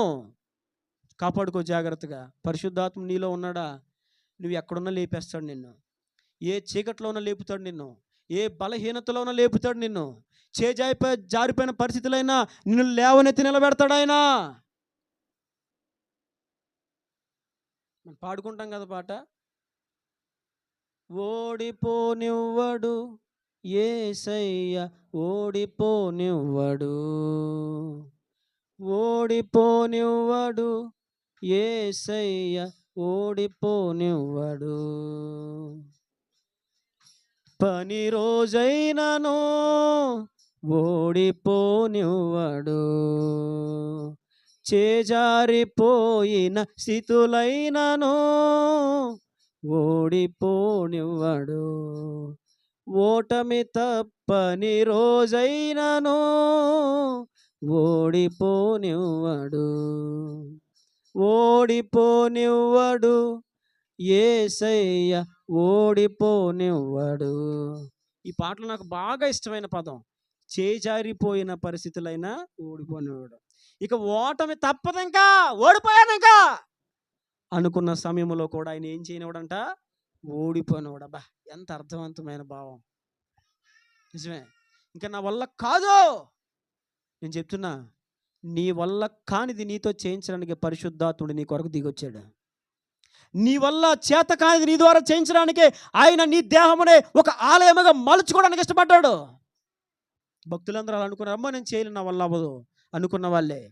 కానీ వారు ఏది చేయలేమనుకున్నారో అది దేవుడు వారి ద్వారా జయించాడు. కారణం ఏంటి తెలుసా? పరిశుద్ధాత్మను వారు కాపాడుకున్నారు. ఏం చేశారు? అసలు దావీదు చేసిన పనికి ఇంకా దావీదు రాజు ఉండకూడదు. ధర్మశాస్త్ర ప్రకారంగా వ్యభిచారంలో పట్టబడిన రాళ్ళతో కూడా చంపేయాలి. దావీదు అసలు బతకూడదు. నీ పొరుగు వారిని భార్య నువ్వు ఆశించకూడదు. నీ పొరుగు వారిని భార్య జోలికి పోయావా ఏం చేయాలి? రాళ్ళతో కూడా చంపేయాలి ధర్మశాస్త్ర ప్రకారంగా దావీదుని. కానీ బతికి బట్ట కట్టాడు. మళ్ళీ రాజసింహాసనం కిరీటం పెట్టాడు. కారణం ఏంటి తెలుసా? పరిశుద్ధాత్మను కాపాడుకున్నాడు. ప్రభువా, ఏం పోయినా పర్వాలే, పుట్టిన బిడ్డ చచ్చిపోయినా పర్వాలా, అబ్షలోము పోయినా పర్వాలా, పెద్ద కొడుకు అమ్నోను పోయినా పర్వాలా, నా తామారు నా కూతురు అవమానపరచబడినా పర్వాలా, తన సాక్షి జీవితం పాడైపోయినా పర్వాలా, నా 4వ కొడుకు అదోని చనిపోయినా పర్వాలా, ఏం పోయినా పర్వాలా, నాకున్న సైనికులను వదిలేసినా పర్వాలా, నీ ఆత్మను మాత్రం నా యొద్ద నుంచి తీసివేయకు ప్రభువా. ఈరోజు గమనిస్తావా ఆత్మ విలువ? పరిశుద్ధాత్మని విలువ గమనిస్తావా? నువ్వు బాప్తిసం పొందిన నాడు పరిశుద్ధాత్ముడు నీలోకి వచ్చాడు తెలుసా? బాప్తిసం పొందకపోయినా వాక్యము చేత దేవుడిని దర్శించిన సమయంలో, దేవా నీవే దేవుడు, నేను సరి చేసుకుంటున్నాను అన్న సమయంలోనే పరిశుద్ధాత్మ నీలోకి వచ్చాడు తెలుసా? ఇప్పటికే దేవుడు నీలో పనిచేస్తున్నాడు తెలుసా? పరిశుద్ధాత్మక ఆలయమో నీ దేహమని నువ్వు గుర్తెరగావా? చాలా జాగ్రత్త. నీలో పరిశుద్ధాత్ముడు ఉన్నాడు. అందరిలా నువ్వు ఉండకూడదు, అందరిలా నువ్వు మాట్లాడకూడదు, అందరిలో నువ్వు ప్రవర్తించకూడదు, అందరిలాగా నువ్వు పోటీ పడకూడదు, అందరిలాగా తలబడకూడదు, అందరిలా తిరగకూడదు, అందరిలా ఉండకూడదు, అందరిలా ప్రవర్తించకూడదు. ఎందుకని? నీ దేహము పరిశుద్ధాత్మకు నిలయం. నీ దేహం దయ్యానికి నిలయం కాదు, పరిశుద్ధాత్మకు నిలయం నీ దేహం. ఇష్టానుసారంగా ఉండకో, గుర్తించు. దావీదు తప్పిపోయిన, భ్రష్టత్వంలోకి వెళ్ళిపోయిన దావీదు సంవత్సరం పాటు పాపములో కొట్టుమిట్లాడాడు. సంవత్సరం పాటు. అప్పుడే యోబాబును సైన్యమును పంపించి రబ్బా పట్టణమునకు ముట్టడి వేయించాడు. అక్కడ ముట్టడి వేయించాడు, అక్కడ యుద్ధం స్టార్ట్ అయింది. ఇక్కడ దావీదు పాపములో పడ్డాడు. దావీదు పాపముల నుంచి పైకి వచ్చేంత వరకు అక్కడ యుద్ధంలో విజయం రాలా. సంవత్సరం పాటు పాపములోనే పొరలాడాడు దావీదు. అదే స్థితిగతుల్లో ఉన్నాడు. ఓడిపోతున్నాడు తన జీవితంలో. అప్పుడు చేశాడు, అయ్యా జయం లేదు జీవితంలో, జయం లేదు.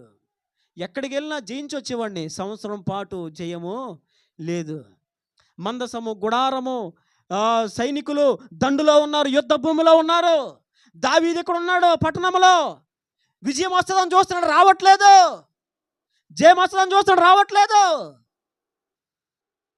అందుకే ప్రార్థన చేస్తాడు, అయ్యా మొత్తం కోల్పోయాను ఆయన, మొత్తం పోయింది, నా జీవితంలో అన్నీ కోల్పోయాను. ఎంత లోతులోకి వెళ్ళిపోయాడంటే, ఎంత దరిద్రతలోకి వెళ్ళిపోయాడంటే, ఎంత ఆత్మీయ దరిద్రతలోకి దిగజారిపోయాడంటే దావీదు సంవత్సరం పాటుగా తన తప్పును కప్పుకుంటూ వచ్చాడు. ఎంత భ్రష్టత్వంలోకి వెళ్ళిపోయాడంటే, తప్పు చేసి అమాయకంగా ఉన్న నమ్మకస్తుడైన సైనికుడైన ఊరియాను చంపించేశాడు. ఎంత భ్రష్టత్వంలోకి వెళ్ళిపోయినా దావీదు మరలా పైకి వచ్చేసాడు. ఎక్కడికి వచ్చేసాడు? పైకి వచ్చేసాడు.